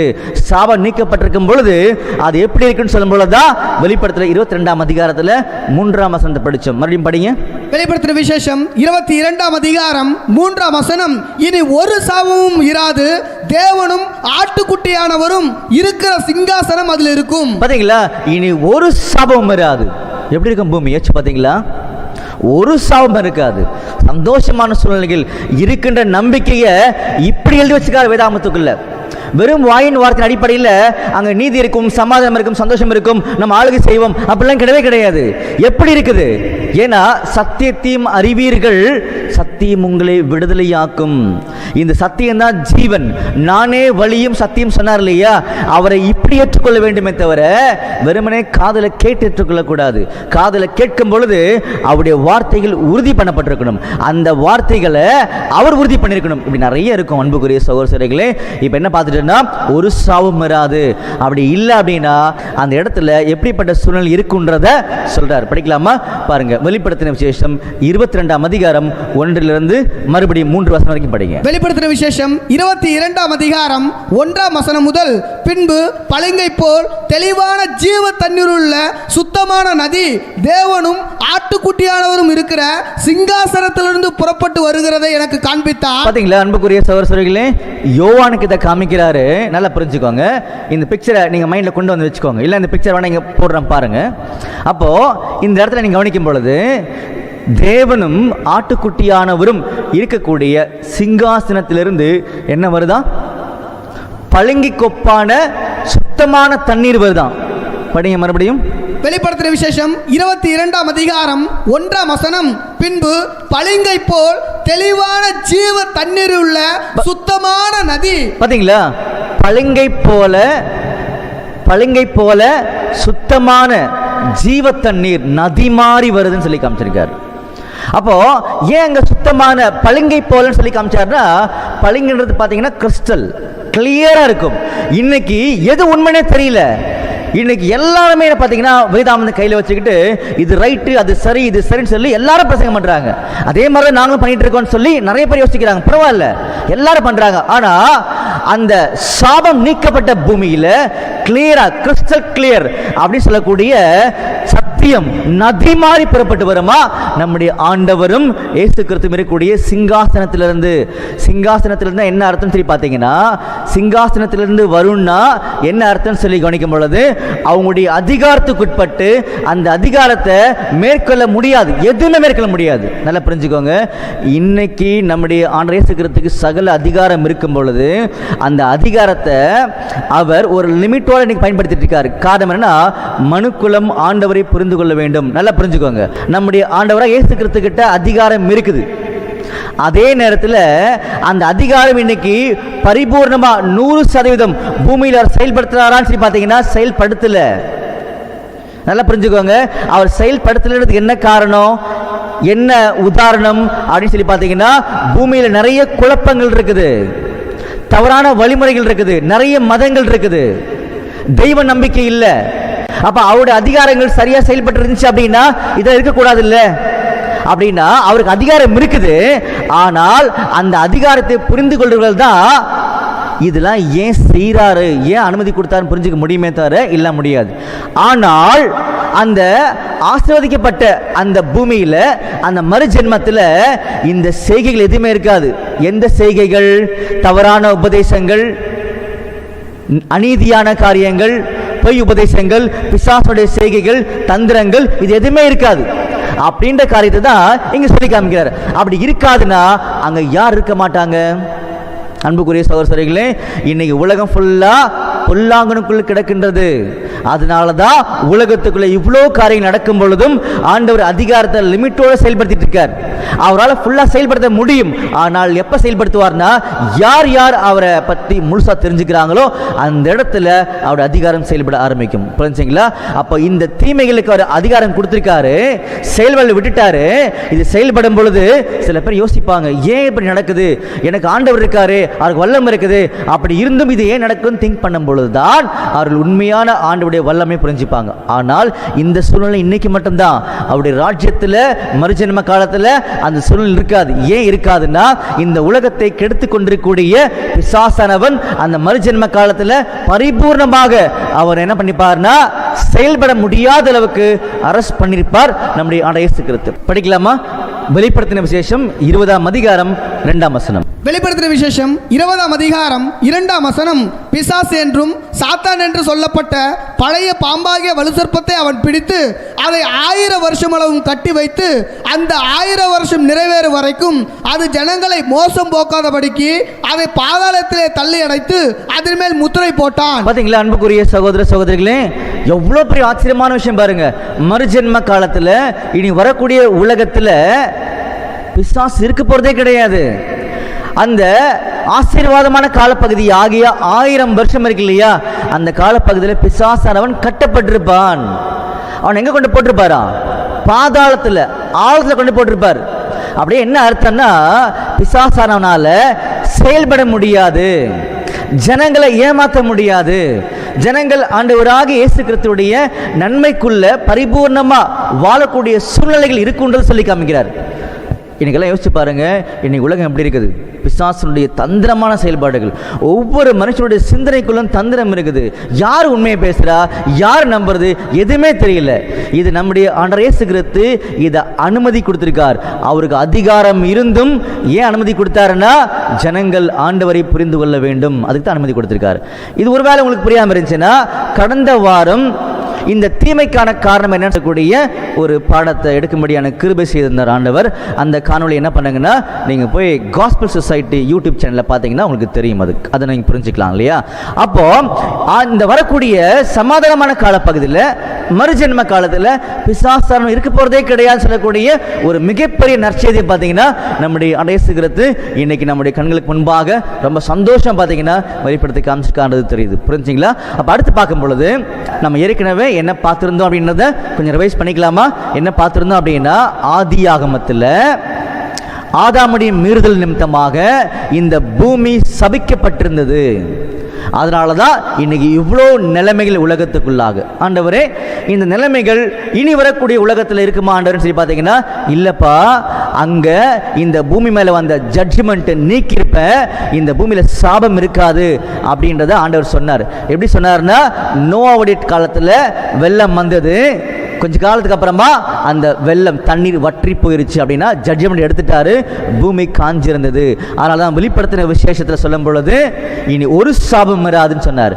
ஒரு சாபம் இல்லை அப்படின்னா இந்த பூமியில் ஆண்டவராக இயேசு கிறிஸ்துவின் உண்மைகள் எப்படி வரும்னு சொல்லி காமிக்கும் பொழுது கிறிஸ்டல் கிளியர், நதி மாறி தண்ணீர் புறப்பட்டு வரும் அவருடைய அதிகாரத்திலிருந்து, சிங்காசனத்திலிருந்துன்னு சொல்லி காமிச்சார். அப்போ இன்னைக்கு ஏன் சொல்லி கவனிக்கும் பொழுது ஆண்டவர் இயேசு கிறிஸ்துவின் அதிகாரம் இருக்குது, ஆனால் அவர் ஏன் முழுமையாக செயல்படுத்தல அப்படின்னா, செயல்படுத்துவார். யார் யாரெல்லாம் புரிஞ்சுக்கிறாங்களோ அவங்க கிட்ட செயல்படுத்துவார். அப்போ புரிஞ்சிக்கும் பொழுது அந்த பிசாசுடைய தந்திரங்கள் செயல்படாதுன்றதை அவர் தெரியப்படுத்துறார். ஆனால் மறுஜென்ம காலத்தில் எல்லாருக்குமே பார்த்தீங்கன்னா இந்த சமாதான சூழ்நிலை உருவாக்கி கொடுக்க போறாரு. எப்படின்னா, இந்த பிசாசானவனை அவர் கட்டி வச்சிருவாரு 1000 வருஷம் அப்படின்னு சொல்லி காமிச்சார். சரிங்களா? ரொம்ப முக்கியமான நற்செய்தியை இப்போ நம்ம வாங்கியிருக்கோம். அடுத்து பார்த்தீங்கன்னா, எல்லாருக்கும் ரொம்ப ஆச்சரியமான என்ன பண்ண போறாருன்னா, ஆண்டவர் வசனத்தின் மூலமாக கிளியரா கொடுக்க போறாரு. என்ன அப்படின்னு சொல்லி பார்த்தீங்கன்னா, மரணம். இன்னைக்கு ஒவ்வொரு குடும்பத்திலையும் மரணம். தன் கணவனை இழந்திருக்கிறாங்க, பிள்ளைகளை இழந்திருக்கிறாங்க, மனைவி இழந்திருக்கிறாங்க, அன்பரன் சகோதரி, எல்லா உறவுகளையும் இந்த மரத்துகளை கொண்டு போய் கொடுத்துட்டு ரொம்ப அதிகமா வாழ முடியாம, சாக முடியாம வேதனைப்பட்டுக்கிறாங்க. என்னைக்கு பிரிந்து போன என் உறவுகளை நான் சந்திப்பேன் அப்படின்னு நிறைய பேர் கண்ணீர் விட முடியாம வெயிட் பண்ணிட்டு இருக்கிறாங்க. இதுக்கு என்ன பதில்? ஆண்டவரே, இனி வரக்கூடிய உலகத்தில் மறுஜென்ம காலத்தில் என் அம்மாவை பாப்பனா, அப்பாவை பாப்பனா, ஒட்டுமொத்த உலக ஜனங்கள் வருவாங்களா? நீங்க சொல்லுங்க ஆண்டவரே அப்படின்னு சொல்லி கேட்டீங்கன்னா, ஆண்டவர் சந்தோஷமா சொல்றாரு, உங்கள் துக்கம் சந்தோஷமா மாறும். இப்ப வசனம் படிங்க, இந்த திட்டம் மாறவே மாறாது அப்படின்றத தெளிவா சொல்லி காமிச்சிருக்கார். காரணம் என்னன்னா, நம்முடைய ஆண்டவராக இயேசு கிறிஸ்துவோட திட்டம். அன்புக்குரிய சகோதரர்களே, இன்னைக்கு ஆதாம் முதற்கொண்டு, ஆதாமில் இருந்து இந்த உலகத்தோட முடிவில் கடைசியாக ஒருத்தர் சாக போறார் வச்சுக்கோங்களேன், அவர் முதற்கொண்டு எல்லாருமே உயிர் தெழுந்து வருவார்கள் அப்படின்ற நம்பிக்கைக்குரிய சந்தோஷமான துல்லியமான விஷயத்தை என்ன பண்ணியிருக்காருன்னா ஆண்டவர் நம்மகிட்ட பகிர்ந்திருக்கார். ஒரு சில பேருக்கு என்ன தெரிஞ்சு வச்சிருக்காங்கன்னு சொல்லி பார்த்தீங்கன்னா, கிறிஸ்தவர்கள் மட்டும்தான் உயிர் தெழுந்து வருவாங்கன்னு சொல்லி. அப்படிலாம் கிடையவே கிடையாது பைபிளில். உலகத்தில் கூட எல்லாருமே ஆண்டவருடைய பிள்ளைகள் தான், ஆதாமுடைய சந்ததி. எல்லாருக்குமே ஆண்டவர் ஒருத்தர் தான், அதில் மாற்றமே கிடையாது. சரிங்களா? இன்னைக்கு தான் இந்த பிசாசுடைய புத்தியின் அடிப்படையில் மதங்களாக பிரிந்திருக்கிறார்கள். இது சாத்தானுடைய வேலை. ஆண்டவருக்கு எல்லாருமே பிள்ளைகள் தான். அதனால தான் நீங்களாம் இதை குறித்து ஆச்சரியப்பட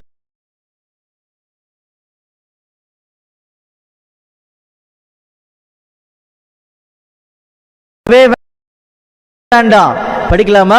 எதை குறித்து ஆச்சரியப்பட வேண்டாம். எல்லாரும் உயிர்த்தெழுந்து வருவாங்களா அப்படின்னு நீங்க சந்தேகப்பட வேண்டாம். வசனத்தை படிங்க என்றார். பாருங்க, யோவான் 5ஆம் அதிகாரம் 28ஆம் வசனம். யோவான் 5ஆம் அதிகாரம் 28ஆம் வசனம். இதை குறித்து நீங்கள் ஆச்சரியப்பட வேண்டாம், ஏனென்றால் பிரேத குழிகளில் உள்ள அனைவரும் அவருடைய சத்தத்தை கேட்கும் காலம் வரும். பாத்தீங்களா? பிரேத குழியில் உள்ள அனைவரும் அவருடைய சத்தத்தை கேட்கக்கூடிய காலம் வரும். எல்லாரும் உயிர்த்தெழுந்து வருவாங்க அப்படின்னு சொல்லிட்டார். சில பேருக்கு சந்தேகம் வரலாம், பிரேத குழியில் உள்ள அனைவரும் அவருடைய சவுண்ட் எப்படி கேட்பாங்க? அவங்களுக்கு தான் உயிரே கிடையாதாச்சே, எப்படி கேட்பாங்கன்னு சொல்லி தெரியலாம் இல்லையா? ஆனால் இந்த மண்ணுக்கு தான் உயிர் கொடுத்தார் ஆண்டவர். மண்ணை வச்சு தானே மனிதனை உருவாக்குனாரு. எல்லாரும் மண்ணோட மண்ணாதான் போவாங்கன்றது ஆண்டவர் ஏற்கனவே ஆதியாகமத்திலே சொல்லிட்டார். மனிதனே, நீ மண்ணா இருக்கின்றாய், மண்ணுக்கு திரும்புவாய். அந்த மண் மறுபடியும் என்னுடைய வார்த்தையை கேட்கும், சவுண்டை கேட்கும், எல்லாரும் வீட்டு வருவாங்க. நீங்க ஆச்சரியப்பட வேண்டாம், இதுதான் உண்மைன்றது சொல்லி காமிச்சார். அதனால தான் நமக்கு சந்தேகம் இருக்கக்கூடிய எல்லா விஷயத்தையும் தெளிவுபடுத்தி காமிக்கிறார். எங்கிருந்தெல்லாம் வருவாங்க நல்லா புரிஞ்சுக்கோங்க அன்புக்குரிய சகோதரர்களே. ரொம்ப ஆச்சரியமான உண்மைக்குள்ளாக போகிற அடுத்த பாயிண்ட்ல, செத்து போனவங்க எங்கெங்க இருக்கிறாங்களோ எல்லா இடத்துலேருந்து வெளியே வந்துடுவாங்களாம். பாருங்க, வெளிப்படுத்தின விசேஷத்தில் 20ஆம் அதிகாரம் 13ஆம் வசனம். வெளிப்படுத்தின விசேஷம் 20ஆம் அதிகாரம் 13ஆம் வசனம். சமுத்திரம் தன்னிலுள்ள மரித்தோரை ஒப்புவித்தது, மரணமும் பாதாளமும் தங்களிலுள்ள மரித்தோரை ஒப்புவித்தன. பாத்தீங்களா? சமுத்திரம் தன்னில் உள்ளவர்களை ஒப்புவித்தது அப்படின்னு சொல்லி காமிச்சிருக்காரு. இது என்ன சமுத்திரம்? அதாவது கடல்ல செத்து போனவங்கெல்லாம் வந்துடுவாங்க அர்த்தமா? அப்படி கிடையவே கிடையாது. இது வெளிப்படுத்தின விசேஷம், ஆச்சரியமான உண்மைகள் உள்ள அடங்கி இருக்குது. அப்போ சமுத்திரம் தன்னில் உள்ளவர்களை ஒப்புவிக்கும் சொல்லும் பொழுது எது சமுத்திரம்? சமுத்திரம் சொல்லி பார்த்தீங்கன்னா இந்த உலகம், இந்த ஜனங்களை அடையாளப்படுத்துது. இந்த ஜனங்கள் பார்த்தீங்கன்னா மரணம் செல்லக்கூடிய தண்டனைக்குள்ளாக இருக்கிறாங்க இல்லையா, எல்லாருமே விடுவிக்கப்படுவார்கள். எல்லாருமே இந்த மரணம் சொல்லக்கூடிய தண்டனையிலிருந்து விடுவிக்கப்படுவார் சொல்லக்கூடிய ஆச்சரியமான உண்மைகளை தான் இந்த இடத்துல கோட் பண்ணி காமிச்சிருக்கார். இதுக்குள்ள கடந்து போகணும் அப்படின்னா 2 மணி நேரம் நம்ம பேசினாதான் இது தெளிவாக நம்முடைய கண்களுக்கு முன்னாடி வந்து நிற்கும். அதனால இப்போ என்ன புரிஞ்சுக்கணும் அப்படின்னா, சமுத்திரம் தன்னில் உள்ளவர்களை ஒப்புவிக்கும் சொல்லும் பொழுது சமுத்திரம் என்பது இந்த உலகமாகிய இந்த ஜனங்கள் அடையாளப்படுது. உதாரணத்துக்கு உங்களுடைய ஒரு திருப்திக்காக ஒரு வசனம் மட்டும் நான் சொல்றேன், சரிங்களா? படிக்கலாமா? இந்த சமுத்திரம்ன்றது தண்ணீர், தண்ணீர்ன்றது ஜனங்கள் அடையாளப்படுத்துறதுக்காக 2 வசனங்களை இப்ப நம்ம கோட் பண்ணி பார்க்கலாம். புரிஞ்சுங்களா? பாருங்க, ஏசாயா 57ஆம் அதிகாரம் 20ஆம் வசனம். ஏசாயா 57ஆம் அதிகாரம் 20ஆம் வசனம். துன்மார்க்கரோ கொந்தளிக்கும் கடலை போல் இருக்கிறார்கள். பாத்தீங்களா? துன்மார்க்கர் கொந்தளிக்கும் கடலை போல் இருக்கிறார்கள். ஒரு பகுதி வசனம். இன்னொரு வசனம் படிக்கலாமா? பாருங்க, வெளிப்படுத்தின விசேஷம் 17ஆம் அதிகாரம் 15ஆம் வசனம். வெளிப்படுத்தின விசேஷம் 17ஆம் அதிகாரம் 15ஆம் வசனம். பின்னும் அவன் என்னை நோக்கி, அந்த வேசி உட்கார்ந்திருக்கிற தண்ணீர்களை கண்டாயே, அவைகள் ஜனங்களும் கூட்டங்களும் ஜாதிகளும் பாஷைக்காரருமாம். பாத்தீங்களா? அந்த தண்ணீர் பார்க்குறீங்கள, சமுத்திரம் தண்ணீர் பார்க்குறீங்கள, யாருன்னா ஜனங்கள், ஜாதிக்காரர், கூட்டங்கள், பாஷைக்காரர். அப்போ என்ன சொல்ல வராங்கன்னா, வெளிப்படுத்தின விசேஷம் எப்பொழுதுமே கொஞ்சம் கடினமாக இருக்கும், நீங்கள் மைண்டில் வாங்கிக்குவாங்க. என்ன சொல்ல வரான்னு சொல்லி கவனிக்கும் பொழுது சமுத்திரம்ன்றது ஜனங்கள், தண்ணீர் உள்ளவர்களே. அப்படின்னா இந்த மரண தண்டனைக்கு உட்பட்ட எல்லாரும் என்ன பண்ணணும்னா ஒப்புவிக்கும் அப்படின்னு சொன்னார். புரிஞ்சுங்களா? அதே நேரத்தில் பாதாளத்துக்குள்ள செத்து போய் எல்லாம் கிடக்குறாங்க இல்லையா, அவங்களையும் பாதாளம் கொண்டு வந்து கொடுத்துடும். ஆண்டவரே, இனிமே இவங்க எனக்கு வேண்டாம், நீங்கள் கூப்பிடுறீங்க ஆண்டவர், உங்களுடைய சவுண்ட் வந்துருச்சு, வச்சுக்கோங்க ஆண்டவரே அப்படின்னு சொல்லி பாதாளமும் நரகமும் சொல்லிடுமா அப்படின்னு சொல்றார். ரொம்ப ஆச்சரியமான சந்தோஷம் இருக்குது. பின்னாடி டைம்ல யாருக்காவது வேணும் அப்படின்னா எங்களுடைய காஸ்பல் சொசைட்டி சேனல்ல நீங்க சப்ஸ்கிரைப் பண்ணுங்க, இல்ல அப்படின்னா எங்களுக்கு வாட்ஸ்அப் பண்ணுங்க, மெசேஜ் பண்ணுங்க, என்ன உண்மைன்றதை நம்ம கண்டுபிடிக்கலாம். சரிங்களா? அன்புக்குரிய சகோதரர்களே, மரித்தோர் எல்லாருமே வருவாங்கன்னு சொல்லி காமிச்சார். ஒரு வேளை சில பேருக்கு இன்னும் கொஞ்சம் எக்ஸ்ட்ராவா ஏதாவது சொல்லுங்களேன், நீதிமான் அநீதிமான் எல்லாரும் வருவாங்களான்னு சொல்லி புரியுற மாதிரி சொல்லுங்களேன் அப்படின்னு கேட்டால் கூட ஆண்டவர் எழுதி வச்சிருக்காரு. படிக்கலாமா? பாருங்க, அப்போஸ்தலர் 24ஆம் அதிகாரம் 15ஆம் வசனம். அப்போஸ்தலர் 24ஆம் அதிகாரம் 15ஆம் வசனம். நீதிமான்களும் அநீதிமான்களுமாகிய மரித்தோர் உயிர்த்தெழுந்திருப்பது உண்டென்று இவர்கள் தேவனிடத்தில் நம்பிக்கை கொண்டிருக்கிறது போல நானும் நம்பிக்கை கொண்டிருக்கிறேன். பாருங்க, அப்போஸ்தலனாகிய பவுல் நம்பிக்கை வெளிப்படுத்தி காமிக்கிறார். நீதிமானும் அநீதிமானும் எல்லாரும் வீட்டில் வருவாங்க அப்படின்னு சொல்லி காமிச்சார். அதனால யாருமே கவலைப்பட வேண்டாம். மறுஜென்ம காலம் இன்னும் கொஞ்ச நாள்ல இந்த பூமியில ஸ்தாபிக்கப்படும், வரப்போகுது, வந்துட்டு இருக்குது. அது எப்போ எப்படி அப்படின்றதுலாம் நிறைய விஷயங்கள்ல 2 காணொலியில் போன காணொலியில் பேசியிருக்கோம். சரிங்களா? கொஞ்சம் கவனிச்சு பாருங்க, அது உங்களுக்கு புரியும். ஒருவேளை தெரிஞ்சு ஆசைப்பட்டீங்கன்னா எங்ககிட்ட கேளுங்க. ஆண்டவராக இயேசு கிறிஸ்துவுடைய வசனத்தை உங்ககிட்ட நாங்கள் கோட் பண்ணி கவனிக்கிறோம். சரிங்களா? அன்புக்குரிய சகோதரர்களே, இது ஒரு ஆச்சரியமான ஒரு சம்பவம்ன்றதை புரிஞ்சுக்கோங்க. எல்லாரும் வருவாங்க, என் அம்மா வருவாங்க, அப்பா வருவாங்க அப்படின்னு நம்பிக்கையை எல்லாருக்கும் கொடுத்துட்டான்றதை புரிஞ்சுக்கோங்க. சரிங்களா? அடுத்து பார்த்தீங்கன்னா, இந்த ராஜ்யத்தில் ஆளுகை செய்யக்கூடிய நம்முடைய ஆண்டவர் இயேசு கிறிஸ்துவுடைய ஆளுகையுடைய நிலைமை எப்படி இருக்கும் அப்படின்னு தெரியணும். நல்லா புரிஞ்சுக்கோங்க. இந்த ராஜ்யத்தில் ஆளுகை செய்யக்கூடிய, அதாவது இனிவரும் உலகத்தில் ஆளுகை செய்யக்கூடிய நம்முடைய ஆண்டவராக இயேசு கிறிஸ்துவுடைய ஆளுகை, அந்த சூழ்நிலை எப்படி இருக்கும் அப்படின்றத என்ன பண்ண போறோம்னா இப்போ கண்கூட கவனிக்க போறோம். புரிஞ்சுங்களா? படிக்கலாம் பாருங்க. சகரியால 14ஆம் அதிகாரம் 2ஆம் வசனம் படிங்க. சகரியா 14ஆம் அதிகாரம் 2ஆம் வசனம். எருசலேமுக்கு விரோதமாக யுத்தம் பண்ண சகல ஜாதிகளையும் கூட்டுவேன். நகரம் பிடிக்கப்படும், வீடுகள் கொள்ளையாகும், ஸ்திரீகள் அவமானப்படுவார்கள், நகரத்தாரில் பாதி மனுஷர் சிறைப்பட்டு போவார்கள், மீதியான ஜனமோ நகரத்தை விட்டு அறுப்புண்டு போவதில்லை. கர்த்தர் புறப்பட்டு யுத்த நாளிலே போராடுவது போல் அந்த ஜாதிகளோடு போராடுவார். அன்புக்குரிய சகோதரர்களே, இப்ப படிச்ச சகரியா வசனங்கள் வரக்கூடிய அர்மகதன் அடையாளப்படுத்தக்கூடிய வசனங்கள். கர்த்தர் புறப்பட்டு யுத்த நாளில் போராடுற மாதிரி போராடுவார் அப்படின்னு சொல்றது அர்மகதன்ல இதே மாதிரி ஒரு நிலைமை என்ன பண்ண போறாருன்னா ஆண்டவர் செய்ய போறான்றதா இங்க சொல்லி காமிச்சார். இப்படி அவர் செய்யும் பொழுது என்ன நடக்க போகுது? படிங்க. சகரியா 14ஆம் அதிகாரம் 4ஆம் வசனம். அந்நாளிலே அவருடைய பாதங்கள் கிழக்கே எருசலேமுக்கு எதிரே இருக்கிற ஒலிவு மலையின் மேல் நிற்கும். அப்பொழுது மகா பெரிய பள்ளத்தாக்கு உண்டாகும்படி ஒலிவு மலை தன் நடுமையத்திலே கிழக்கு மேற்காய் எதிராக பிளந்து போம். அதனாலே ஒரு பாதி வடப்பக்கத்திலும் ஒரு பாதி தென்பக்கத்திலும் சாயும். பாருங்க அன்புக்குரிய சகோதரர்களே, நாங்க ஏன் ரொம்ப ஆழமான உண்மைகளை வெளியே எடுத்து பேசணும் அப்படின்னா, கிறிஸ்தவர்களாக இருக்கக்கூடிய நம்ம எல்லாருமே கட்டாயமா தெரிஞ்சுக்கணும் இதெல்லாமே. அதனாலதான் அப்போ இங்க படிச்ச வசனங்கள் ஒருவேளை புரியாம இருந்திருக்கலாம். விளக்கங்களை கவனிங்க. கரெக்டா ஆண்டவர் பாத்தீங்கன்னா புரிய வச்சிருவார். சரிங்களா? கொஞ்சம் நிதானம் படிச்சு ஒவ்வொரு லைனா உள்ள போய் பார்க்கலாமா? படிங்க. சகரியா 14ஆம் அதிகாரம் 4ஆம் வசனம். அந்நாளிலே அவருடைய பாதங்கள் கிழக்கே எருசலேமுக்கு எதிரே இருக்கிற ஒலிவ மலையின் மேல் நிற்கும். பாத்தீங்களா? அந்நாளில எந்நாளில யுத்த நாளில் போராடுவார் இல்லையா, அந்த மாதிரி போராடும் பொழுது அந்நாளில அவருடைய பாதங்கள், நல்லா புரிஞ்சுக்கோங்க, அவருடைய பாதங்கள் கிழக்கே ஒலிவ மலை இருக்கு இல்லையா, அது மேல நிற்கும் அப்படின்னு சொல்றார். என்ன அர்த்தம்? ஏன் ஒலிவ மலைன்னு சொன்னாரு? சில பேர் இதை சொல்ல அர்த்தமாக ஒலிவ மலை மேல கால் வைப்பார் போல இருக்குதுன்னு நினைச்சிட்டு இருக்காங்க. அப்படிலாம் கிடையவே கிடையாது பைபிள்ல. அன்புக்குரிய சகோதரர்களே, இதுல என்ன உண்மை மறைஞ்சிருக்குன்றத நம்ம பகிர்ந்துக்கு போறோம். இப்போ அவருடைய பாதங்கள் சொல்லும் பொழுது என்ன அர்த்தம் சொல்லி பார்த்தீங்கன்னா, இதை புரிஞ்சுக்கிறதுக்கு ஒரு உதாரணம் கொடுக்குறாரு பைபிளில். பாருங்க, பழைய ஏற்பாட்டு காலத்தில் யோசுவான்னு சொல்லக்கூடிய ஒரு நியாயாதிபதி இருந்தார். அவர் நியாயம் விசாரிச்சக்கூடிய ஒரு காலப்பகுதியில் புறஜாதி ராஜாக்கள் அவருடைய படை வீரர்கள் என்ன பண்ணிட்டாங்கன்னா போய் அரெஸ்ட் பண்ணிட்டாங்க, கைது செய்துட்டாங்க. அப்படி கைது செய்யும் பொழுது யோசுவா என்ன பண்ணாருன்னா ஒரு சம்பவத்தை அங்கே செய்தி காமிச்சார். என்ன செய்தி காமிச்சார்னு சொல்லி கவனிச்சிங்கன்னா, அந்த பிரஜாதி ராஜாக்கள் 5 பேர் ராஜாக்கள், அந்த 5 ராஜாக்களை கைது செய்தாங்க. இது புரிஞ்சுங்களா? கைது பண்ணாங்க. கைது பண்ண உடனே இவங்களுடைய சோல்ஜர்ஸை பார்த்து என்ன சொன்னார்னா, உங்களுடைய காலை எடுத்து அவனோட கழுத்து மேலே வைங்கன்னு சொன்னார். என்ன அர்த்தம்னா, இவருடைய அதிகாரம் உங்களை மேற்கொண்டிருக்குது, இவருடைய ஆள்கை கீழே தான் நீங்க இருக்கணும் அப்படின்றதா அவர் சொல்ல வந்தார். வசனம் படிக்கும் பொழுது உங்களுக்கு புரியும் பாருங்க. யோசுவா 10ஆம் அதிகாரம் 23ஆம் வசனம் 24ஆம் வசனம். யோசுவா 10ஆம் அதிகாரம் 23ஆம் வசனம் முதல், அவர்கள் அப்படியே செய்து எருசலேமின் ராஜாவும் எபிரோனின் ராஜாவும் எர்மூத்தின் ராஜாவும் லாகீசின் ராஜாவும் எக்லோனின் ராஜாவும் ஆகிய அந்த 5 ராஜாக்களையும் அந்த கெபியிலிருந்து அவனிடத்திற்கு வெளியே கொண்டு வந்தார்கள். அவர்களை யோசுவாவினிடத்திற்கு கொண்டு வந்தபோது யோசுவா இஸ்ரவேல் மனுஷரை எல்லாம் அழைப்பித்து தன்னோடு கூட வந்த யுத்த மனுஷரின் அதிபதிகளை நோக்கி, நீங்கள் கிட்ட வந்து உங்கள் கால்களை இந்த ராஜாக்களுடைய கழுத்துகள் மேல் வையுங்கள் என்றார். பாத்தீங்களா? அப்போ ராஜாக்களுடைய கழுத்து மேல வைங்கன்னு சொல்லும் பொழுது அந்த அதிகாரம் அங்க செயல்படுது அப்படின்ற ஒரு காரியத்தை பார்த்தீங்கன்னா அங்க சொல்ல வரார்.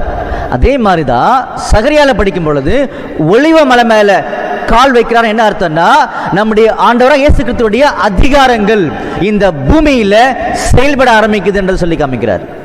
அப்ப அந்த அதிகாரத்திலிருந்து இனி யாருமே பார்த்தீங்கன்னா பழைய நிலைமைக்குள்ள போக முடியாது, எல்லாருமே சந்தோஷமான ஒரு சூழ்நிலைக்குள்ள போக முடியுன்றத இன்னொரு வகையில் அடையாளப்படுத்துறார். எப்படின்னு சொல்லி பார்த்தீங்கன்னா நல்லா புரிஞ்சுக்க அன்புக்குரிய சகோதரர்களே, அவர் ஒலிவ மலை மேல கால் வைக்கிறாருன்னா கண்ட்ரோலிங் அதிகாரத்தை எடுக்கிறாரு. அந்த மறுஜென்ம காலத்தில் அவருடைய ஆளுகை தொடங்குதுன்றதை அடையாளப்படுத்துறார். அதே நேரத்தில் ஏன் ஒலிவ மலை மேல கால் வைக்கிறாரு அது தெரியணும்ல. அப்போ ஒலிவ மலைன்னு சொல்லும் பொழுது இந்த ஒலிவ மரங்கள், அதோடைய பழங்கள், இலைகள் இதெல்லாம் ஒட்டுமொத்தமாக எதை நமக்கு புரிய வைக்குது? வேதாகமத்தில் சும்மாவே எழுதி வச்சார ஆண்டவர் அப்படின்னா கிடையவே கிடையாது. ஒவ்வொரு புள்ளி கூட, ஒரு டாட் கூட வேதாகமத்தில் உண்மையை சொல்லிக் கொடுக்கும். அப்போ இந்த ஒலிவ மரம், ஒலிவ மலை, இலைகள், அதோடைய பழங்கள் இதெல்லாம் எது அடையாளப்படுத்துது? அதோடைய ரசம் இதெல்லாம் எது அடையாளப்படுத்து சொல்லி கவனிச்சிங்கன்னா, உதாரணத்துக்கு ஒரு வசனம் படிக்கலாமா? உதாரணம் தான், ஒரு வசனம் படிக்கலாம், நிறைய வசனம் இருக்குது, ஒன்று மட்டும் படிக்கலாம். பழைய ஏற்பாட்டு காலத்தில் நோவோட டைமில் வெள்ளம் வந்திருக்குது, மழை வெள்ளம் வந்திருக்குது. பேழைக்குள்ள நோவாவும் குடும்பத்தாரும் இருக்கிறாங்க, தண்ணி இருக்குது. என்ன அர்த்தம்? ஜட்ஜ்மெண்ட்டு உள்ள இருக்குது. அப்படி இருக்கும் பொழுது சமாதானம் வந்துருச்சா, அதாவது தண்ணி மத்தி போயிருச்சா அப்படின்னு சொல்லி என்ன பண்ணணும்னா நோவாக்கு தெரிஞ்சுக்கணும். அதனால் அவர் என்ன பண்ணுறான்ற ஒரு காரியத்தை என்ன பண்ண போகிறோன்னா படிக்க போகிறோம், நீங்கள் புரிஞ்சுப்பீங்க. படிக்கலாமா? ஆதியாகமம் 8ஆம் அதிகாரம் 11ஆம் வசனம் படி. ஆதியாகமம் 8ஆம் அதிகாரம் 11ஆம் வசனம், அந்த புறா சாயங்காலத்தில் அவனிடத்தில் வந்து சேர்ந்தது. இதோ அது கொத்தி கொண்டு வந்த ஒரு ஒலிவு மரத்தின் இலை அதன் வாயில் இருந்தது. அதனாலே நோவா பூமியின் மேல் ஜலம் குறைந்து போயிற்று என்று அறிந்தான். பாத்தீங்களா? அந்த ஒலிவ இலையின் மூலமாக என்ன புரிஞ்சுக்கிட்டார் அவரு? பூமியில ஜலம் வற்றி போயிற்று அப்படின்னு ஒரு சூழ்நிலை பார்த்தீங்கன்னா அவர் தெரிஞ்சுக்கிட்டான்றதை இங்க சொல்லி காமிக்கிறார். அப்ப அன்புக்குரிய சகோதரர்களே, இதே மாதிரி தான் இந்த ஒலிவ இலையை வச்சு, மரத்தை வச்சு நிறைய உண்மைகளை நம்முடைய ஆண்டவர் வந்து பேசி காமிச்சிருக்காரு நம்முடைய வேதாந்தத்துக்குள்ள. உதாரணத்துக்கு பார்த்தீங்கன்னா ஆசரிப்பு கூடாரம் அப்படின்னு சொல்லக்கூடிய கூடாரம் பழைய ஏற்பாட்டு காலத்தில் வனாந்திரத்தில் நம்முடைய ஆண்டவர் உண்டு பண்ணார். அந்த ஆசரிப்பு கூடாரத்துக்குள்ள பரிசுத்த ஸ்தலம் அப்படின்னு சொல்லக்கூடிய ஒரு இடம் இருக்குது. உதாரணத்துக்கு உங்களுக்கு புரியணும்னா இந்த பிக்சர் பாருங்க, உங்களுக்கு புரியும். அப்போ அதில் குத்து விளக்கு இருக்கும். அந்த குத்து விளக்கில் எண்ணெய் ஊற்றிருப்பாங்க சொல்லி பார்த்தீங்கன்னா ஒலிவ எண்ணெயில் ஊற்றிருப்பாங்க. இதெல்லாம் யாத்திராகமத்தில் 27ஆம் அதிகாரத்தில் படிச்சிங்கன்னா உங்களுக்கு தெரியும். சரிங்களா? அப்போது இந்த ஒலிவ நல்லா புரிஞ்சுக்கோங்க, 2 முக்கியமான அடையாளம் இருக்குது. ஒலிவ மலை, மலைன்றது என்னன்னு தெரியணும், இந்த ஆலிவ்ன்றது என்னன்னு தெரியணும். இந்த ஆலிவ்ன்றது பார்த்தீங்கன்னா இப்போ பார்த்த வகையில் சமாதானம், ஒளி மிகுந்த ஒரு ராஜ்யம். ஒளி மிகுந்த ஒரு ராஜ்யம் சொல்லும் பொழுது நம்முடைய ஆண்டவர் ஏற்கனவே தெளிவாக சொல்லி காமிச்சாரு, மாம்சமான யாவர் மேலும் என் ஆவியை ஊற்றுவேன். அப்போ ஒட்டுமொத்த உலக ஜனங்களும் அவருடைய வல்லமையின் மூலமாக நிரப்பப்படக்கூடிய ஆசீர்வாதமான சந்தோஷமான ஒரு சூழ்நிலை அடையப்படுத்துன்றதையும் தெரிஞ்சுக்கிறோம், இந்த ஆலிவை வச்சு புரிஞ்சுக்கிறோம். அதே நேரத்தில் மலைன்னு என்ன அர்த்தம் அது தெரியணும் இல்லையா? படிக்கலாமா? பாருங்க, தானியேல் 9ஆம் அதிகாரம் 20ஆம் வசனம் 16ஆம் வசனம். தானியேல் 9ஆம் அதிகாரம் 20ஆம் வசனம், இப்படி நான் சொல்லி ஜெபம் பண்ணி என் பாவத்தையும் என் ஜனமாக இஸ்ரவேலின் பாவத்தையும் அறிக்கை விட்டு என் தேவனுடைய பரிசுத்த பர்வதத்துக்காக. பாத்தீங்களா? என் தேவனுடைய பரிசுத்த பர்வதத்துக்காக அப்படின்னு தானியேல் 9:20 போட்டிருக்குது. பரிசுத்த பர்வதம் அப்படின்னு போட்டிருக்குது. இந்த பர்வதம் எதுன்னு சொல்லி பார்த்தீங்கன்னா இப்போ 16ஆம் வசனம் படிங்க. தானியேல் 9ஆம் அதிகாரம் 16ஆம் வசனம். ஆண்டவரே, உம்முடைய சர்வ நீதியின்படியே உமது கோபமும் உமது உக்கிரமும் உம்முடைய பரிசுத்த பர்வதமாகிய எருசலேம் என்னும் உம்முடைய நகரத்தை விட்டு திரும்பும்படி செய்யும். பார்த்தீங்களா, பர்வதம் அப்படின்னா ராஜ்யம் அப்படின்னு அர்த்தம். இந்த இடத்துல பர்வதம், மவுண்டெயின் அப்படின்னு சொல்லி எதை அடையாளப்படுத்தி காமிக்கிறாருன்னா எருசலேம் அடையாளப்படுத்தி காமிக்கிறாரு. அப்போ இந்த உதாரணமான வசனத்தை ஏன் எடுத்தோம் அப்படின்னா, சகரியாவில் 14ஆம் அதிகாரத்தில் 4ஆம் வசனம் படிக்கும் பொழுது அவருடைய பாதங்கள், அதாவது அவருடைய அத்தாரிட்டி, ஆளுகை ஸ்தாபிக்கப்படும் பொழுது அது மலை மேலே ஸ்தாபிக்கப்படும். மலை எது? அவருடைய ராஜ்யம். அவருடைய ராஜ்யம் எப்படி இருக்கும்? ஒளிவ, அதாவது ஒளிவ மலை அப்படி சொல்லும் பொழுது சமாதானமாக இருக்கும், அது நீதியா இருக்கும், சந்தோஷமாக இருக்கும் அப்படின்றத சொல்லி காமிக்கிறார். அப்ப அன்புக்குரிய சகோதரர்களே, அப்படிப்பட்ட ராஜ்யம், அந்த மலை ரெண்டா பிரியுமா? புரியுதுங்க என்ன சொல்ல வர்றாருன்னு? ரெண்டா பிரியுமா? மறுபடியும் படிங்க. இப்ப சகரியா 14ஆம் அதிகாரம் 4ஆம் வசனம். அந்நாளிலே அவருடைய பாதங்கள் கிழக்கே எருசலேமுக்கு எதிரே இருக்கிற ஒலிவு மலையின் மேல் நிற்கும். அப்பொழுது மகா பெரிய பள்ளத்தாக்கு உண்டாகும்படி ஒலிவு மலை தன் நடுமையத்திலே கிழக்கு மேற்கா எதிராக பிளந்து போம். பாத்தீங்களா? இந்த பிக்சர் மட்டும் மைண்ட்ல வச்சுக்கோங்க. ஒரு மலை இருக்குதா, அது கிழக்கு மேற்காக பிளந்து போகும். இப்படி பிளக்குது பாருங்க. ஆண்டோட ஆச்சரியமான உண்மைகளை அழகா புரிஞ்சுக்கலாம், கன்ஃபியூஸ் ஆக வேண்டாம். மலை இப்படி பிளக்குது, ஆனா எப்படி விழுது படிங்க. அதனாலே ஒரு பாதி வடபக்கத்திலும் பாருங்க, ஒரு பாதி வடபக்கத்தில் விழுது, ஒரு பாதி தென் பக்கத்திலும் சாயும். ஒரு பாதி தென் பக்கத்தில் சாயும். என்ன சொல்றாருன்னு சொல்லி பார்த்தீங்கன்னா, வடக்குன்றது மேலே, அப்போ பரலோகத்திலிருந்து ஆளுகை செய்யக்கூடிய அந்த டைம் ஸ்டார்ட் ஆயிடுச்சு. அதே நேரத்தில் தெற்குன்னு சொல்லும் பொழுது பூமியை அடையாளப்படுத்தும். பரலோகத்திலிருந்து ஆளுகை செய்யக்கூடிய அந்த ஆளுகை பூமியில வந்துடும். அதனால தான் புதிய வானம் புதிய பூமின்னு சொல்லி காமிச்சார். அந்த ராஜ்யம், அந்த மறுஜென்ம காலம், இனி வரும் உலகமாகிய அந்த காலப்பகுதி ஆண்டோடைய கட்டுப்பாடுக்குள்ள இருக்கும். அது ஆசீர்வாதமா இருக்கும், அங்க நீதி நிறைஞ்சிருக்குன்றது சொல்லி காமிச்சார். அப்படி இருக்கும்போது அன்புக்குரிய சகோதரர்களே, நல்லா புரிஞ்சுக்கோங்க.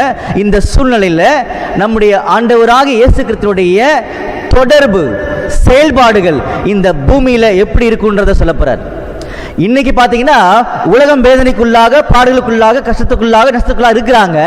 ஆனால் ஆண்டவராக இயேசு கிறிஸ்துவின் செயல்பாடுகள் லிமிட்டட். காரணம் என்னன்னா, உலகம் அவரை அறியவில்லை. ஆனால் அவருடைய மறுஜென்ம காலமாகிய இனி வரும் உலகத்தில் அவருடைய தொடர்பு இந்த பூமியில எப்படி இருக்க போகுதுன்ற ஒரு ரொம்ப முக்கியமான ஒரு சம்பவத்தை அழகா சொல்லியிருக்காரு. பாருங்க, படிக்கலாமா? சங்கீதம் 72ஆம் சங்கீதம் 6ஆம் வசனம். சங்கீதம் 72ஆம் சங்கீதம் 6ஆம் வசனம். புல் அறுப்புண்ட வெளியின் மேல் பெய்யும் மழையைப் போலவும் பூமியை நனைக்கும் தூறலைப் போலவும் இறங்குவார். பாருங்க அன்புக்குரிய சகோதரர்களே, இந்த வசனம் நம்மளுக்கு ஒருவேளை புரியாமல் இருக்கலாம், ஒரு சில பேருக்கு புரிஞ்சிருக்கலாம். இங்கே படிக்கிறோம், ஒன்றுமே புரியலையே அப்படின்னு நீங்கள் யோசிக்க வேண்டாம். நம்முடைய ஆண்டவர் இருக்கார், கட்டாயமாக புரிவிப்பார். கொஞ்சம் ஒவ்வொரு லைனாக படிக்கலாமா? சங்கீதம் 72ஆம் சங்கீதம் 6ஆம் வசனம். புல் அறுப்புண்ட வெளியின் மேல் பெய்யும் மழையை போலவும். பார்த்தீங்களா? புல் அறுப்புண்ட வெளியின் மேல் பெய்யும் மழையை போலவும் அவர் இறங்குவான்றது சொல்றாங்க. அது என்ன புல் அறுப்புண்ட அப்படின்னு சொல்லி பார்த்தீங்கன்னா, மோன் கிராஸ், அதாவது MOWN போட்டிருப்பாங்க. ஒருவேளை புரியாட்டி இந்த பிக்சர் பாருங்க, கரெக்டாக உங்களுக்கு புரியும். அப்போ இந்த புல் எப்படி இருக்குன்னா டிசிப்ளின்டா இருக்கும். இந்த படம் பார்த்தவங்க தெரியுது இல்லையா? இந்த மாதிரி சொல்ல மோன் கிராஸ், புல் அறுப்புண்ட அப்படின்னு சொல்றாரு. சரிங்களா? மறுபடியும் படிங்க. புல் அறுப்புண்ட வெளியின் மேல் பெய்யும் மழையை போலவும். அப்படின்னா அன்புக்குரிய சகோதரர்களே, இந்த புல் அறுப்புண்டன்னு சொல்லும் பொழுது டிசிப்ளின்டு பீப்புள். இந்த புல் யாரு? அன்புக்குரிய சகோதரர்களே, புல் யார் அடையாளப்படுத்தும் வேதாமத்தில்? படிக்கலாமா? பாருங்க, ஏசாயா 40ஆம் அதிகாரம் 7ஆம் வசனம்.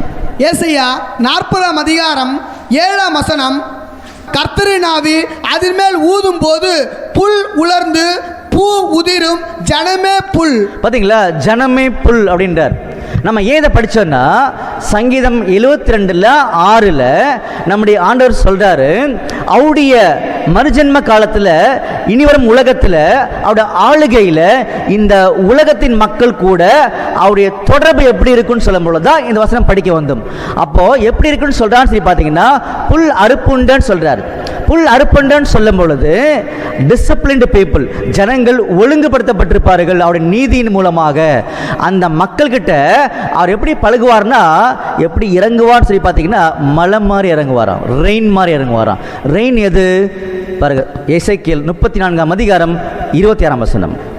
எசேக்கியேல் 34ஆம் அதிகாரம் 26ஆம் வசனம். நான் அவர்களையும் என் மேட்டின் சுற்றுப்புறங்களையும் ஆசீர்வாதமாக்கி ஏற்ற காலத்திலே மழையை பெய்ய பண்ணுவேன், ஆசீர்வாதமான மழை பெய்யும். பாத்தீங்களா, மழைன்றது ஆசீர்வாதம். அப்போ இனி வரும் உலகத்துல எப்படிப்பட்ட சூழ்நிலை இருக்கு போன்ற சொல்லி காமிக்கும் பொழுது நம்முடைய ஆண்டவராக இயேசு கிறிஸ்து ஜனங்களை சீர்படுத்தி ஒழுங்குபடுத்தி அவங்களுக்கு ஆசீர்வாதமான மலையை கொடுப்பார்னு சொல்லி காமிக்கிறார். கம்ப்ளீட்டா பிளஸிங் கொடுக்க போறாரா இந்த உலகத்துக்குள்ள. அப்படி இருக்கும் பொழுது அடுத்த லைன் படிங்க. சங்கீதம் 72ஆம் சங்கீதம் 6ஆம் வசனம். புல் அறுப்புண்ட வெளியின் மேல் பெய்யும் மழையைப் போலவும் பூமியை நனைக்கும் தூறலைப் போலவும் இறங்குவார். பாத்தீங்களா, பூமியை நனைக்கும் தூறலை போலவும் இறங்குவார் அப்படின்னு சொல்லி காமிக்கிறார். இந்த படம் பாருங்க, கிளியரா உங்களுக்கு புரிஞ்சிடும். அப்ப அன்புக்குரிய சகோதரர்களே, பூமியை நனைக்கும் ஷோவஸ் தூறலை போல இறங்குவார் அப்படின்னு சொல்லி காமிச்சிருக்கார். எப்படி இருக்கும், பனி வந்து புல்லு மேல பஞ்சு எப்படி இருக்கும், ரெஃப்ரெஷிங். எல்லாருமே புத்துணர்ச்சியோடு இருப்பாங்க. இன்னைக்கு இருக்கக்கூடிய சோர்வுகள், பயங்கள், சங்கடங்கள் எதுவுமே இருக்காது. இனி வரும் உலகத்தில் ஜனங்கள் ரொம்ப அதிகமா புத்துணர்ச்சியோடு இருப்பாங்க அப்படின்ற உண்மையை பார்த்தீங்கன்னா நம்முடைய ஆண்டவர் விளக்கமாக சொல்லி காமிக்கிறார். அப்படி இருக்கும்போது இதெல்லாம் யார் மூலமாக இந்த ஜனங்களுக்கு சென்று சேரப்போகுது அப்படின்ற ஆச்சரியமான உண்மையை பார்த்தீங்கன்னா அடுத்த வசனத்தை சொல்லி காமிச்சிருக்கார். புரிஞ்சுங்களா? படிக்கலாமா? சங்கீதம் 72ஆம் சங்கீதம் 3ஆம் வசனம். சங்கீதம் 72ஆம் சங்கீதம் 3ஆம் வசனம். பர்வதங்கள் ஜனத்திற்கு சமாதானத்தை தரும், மேடுகள் நீதியின் விளைவோடு இருக்கும். பாத்தீங்களா, பர்வதங்கள் ஜனத்திற்கு சமாதானம் தரும், மேடுகள் நீதியின் விளைவோடு இருக்கும் அப்படின்றது சொல்லி காமிக்கிறார். ஆனா இந்த வசனங்களை படிக்கும் பொழுது, இந்த வார்த்தைகளை கவனிக்கும் பொழுது நம்முடைய ஆண்டவராக இயேசு கிறிஸ்துவினுடைய ஆசீர்வாதங்களை புரிஞ்சுக்கிறதுக்கு ஒருவேளை சிரமமா இருக்கலாம். நம்ம இதுவரைக்கும் பார்த்த விளக்கத்தின் அடிப்படையில் இதை முயற்சி செய்யும் பொழுது ரொம்ப ஈஸியா புரிய வரும். இதுக்கு முன்னாடி நாம் படித்த வசனங்களை கொஞ்சம் மைண்ட்ல கொண்டு வந்தோம் அப்படின்னா இந்த வசனமும் புரிய ஆரம்பிக்கும். படிக்கலாமா? பாருங்க, சங்கீதம் 72ஆம் சங்கீதம் 6ஆம் வசனம். சங்கீதம் 72ஆம் சங்கீதம் 6ஆம் வசனம். புல் அறுப்புண்ட வெளியின் மேல் பெய்யும் மழையைப் போலவும். பாத்தீங்களா, இந்த வசனத்துல நம்ம என்ன பார்த்திருந்தோம்? இந்த புல் அறுப்புண்ட வெளியின் மேல் பெய்யும் மழையை போல அவர் இறங்குவார் அப்படின்னா டிசிப்ளின்டு பீப்புள் அவருடைய மறுஜென்ம காலத்துல, அதாவது இந்த உலகத்துக்கு அவர் கொடுக்கிறேன்னு சொன்ன இனி வரும் உலகமாகிய மறுஜென்ம காலத்துல ஜனங்கள் டிசிப்ளினா இருப்பாங்க, அவருடைய நீதிக்கு உட்பட்டு இருப்பாங்க.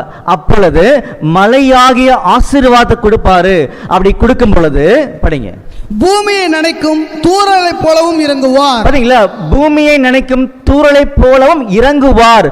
அதாவது இந்த ஜனங்கள் மத்தியில நம்முடைய ஆண்டவராக இயேசு கிறிஸ்து மறுஜென்ம காலத்துல எப்படி அன்பை காமிப்பார் அப்படின்னா தூறல் மாறி. அப்போ எல்லாருக்கும் பாத்தீங்கன்னா ரெஃப்ரெஷிங் ஒரு சூழ்நிலை, புத்துணர்ச்சி கொடுக்கக்கூடிய சூழ்நிலையை அவர் உருவாக்கி கொடுப்பார். அப்ப எல்லாருமே ஆண்டவராக இயேசு கிறிஸ்துவுடைய அன்புக்குள்ள சமாதானமாக சந்தோஷமாக இருப்பாங்க. இது எப்படி கிடைக்கும்ன்றதா இந்த 3ஆம் வசனம் சொல்லுது. இப்ப புரிஞ்சுங்களா? படிக்கலாமா 3ஆம் வசனம்? சங்கீதம் 72ஆம் சங்கீதம் 3ஆம் வசனம். பர்வதங்கள் ஜனத்திற்கு சமாதானத்தை தரும். பாத்தீங்களா, பர்வதங்கள் நம்ம ஏற்கனவே பார்த்திருந்தோம். பர்வதங்கள் மவுண்ட், பர்வதங்கள் ஜனத்திற்கு சமாதானம் தரும் அப்படின்னு சொல்றார். அப்போ மலையின் மூலமாக மறுஜென்ம காலத்துல இனி வரக்கூடிய உலகத்துல ஒட்டுமொத்த உலக ஜனங்களுக்கும் சமாதானம் கிடைக்க போதான். எதன் மூலமாக? மலையின் மூலமாக. Mountain, not rain. மலை கிடையாது, மவுண்டெயின் மூலமாக கிடைக்க போகுது அப்படின்றார். அது என்ன மவுண்டெயின் இந்த இடத்துல அப்படின்னு நம்ம தெளிவுபடுத்தணும். ஏற்கனவே மவுண்டெயின் சொல்லி கவனிக்கும் பொழுது ராஜ்யங்கள் அடையாளப்படுத்துன்றது நம்ம தெளிவாக புரிஞ்சுக்கிட்டோம். அன்புக்குரிய சகோதரர்களே, நம்முடைய வேதாமத்தில் ஒவ்வொரு வார்த்தைக்கு இருக்கக்கூடிய அர்த்தங்களை தெளிவாக புரிஞ்சுக்கணும். உதாரணத்துக்கு ஒன்று சொல்றேன் பாருங்க. தண்ணீர் அப்படின்னா நம்முடைய ஆண்டவராக இயேசு கிறிஸ்துவினுடைய வார்த்தையை டைரக்டா அடையாளப்படுத்தும். எல்லாருக்குமே தெரியும். வசனம் படிக்கும்போது பாருங்க, யோவான் 4ஆம் அதிகாரம் 14ஆம் வசனம். யோவான் 4ஆம் அதிகாரம் 14ஆம் வசனம். நான் கொடுக்கும் தண்ணீரை குடிக்கிறவனுக்கோ ஒரு காலம் தாகம் உண்டாகாது. பாருங்க, இந்த இடத்துல தண்ணீர் வந்து ஆண்டவராக இயேசு கிறிஸ்துவினுடைய வார்த்தைகளை, சத்தியங்களை அடையாளப்படுத்துது.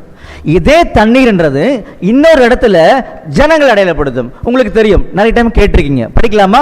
பாருங்க, வெளிப்படுத்தின விசேஷம் 17ஆம் அதிகாரம் 15ஆம் வசனம். வெளிப்படுத்தின விசேஷம் 17ஆம் அதிகாரம் 15ஆம் வசனம்.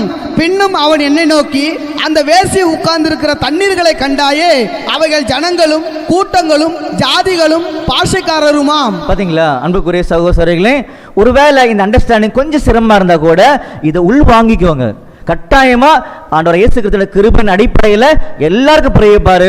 ஒரு டைம்ல, ஒரு காலத்துல ஒட்டுமொத்த உலகமும் ஆண்டவராக இயேசு கிறிஸ்துவினுடைய சத்தியத்துக்குள்ள மூழ்கிதான் ஆக வேண்டும். ஏன்னா அது மட்டும்தான் ஜீவனை கொடுக்கும்.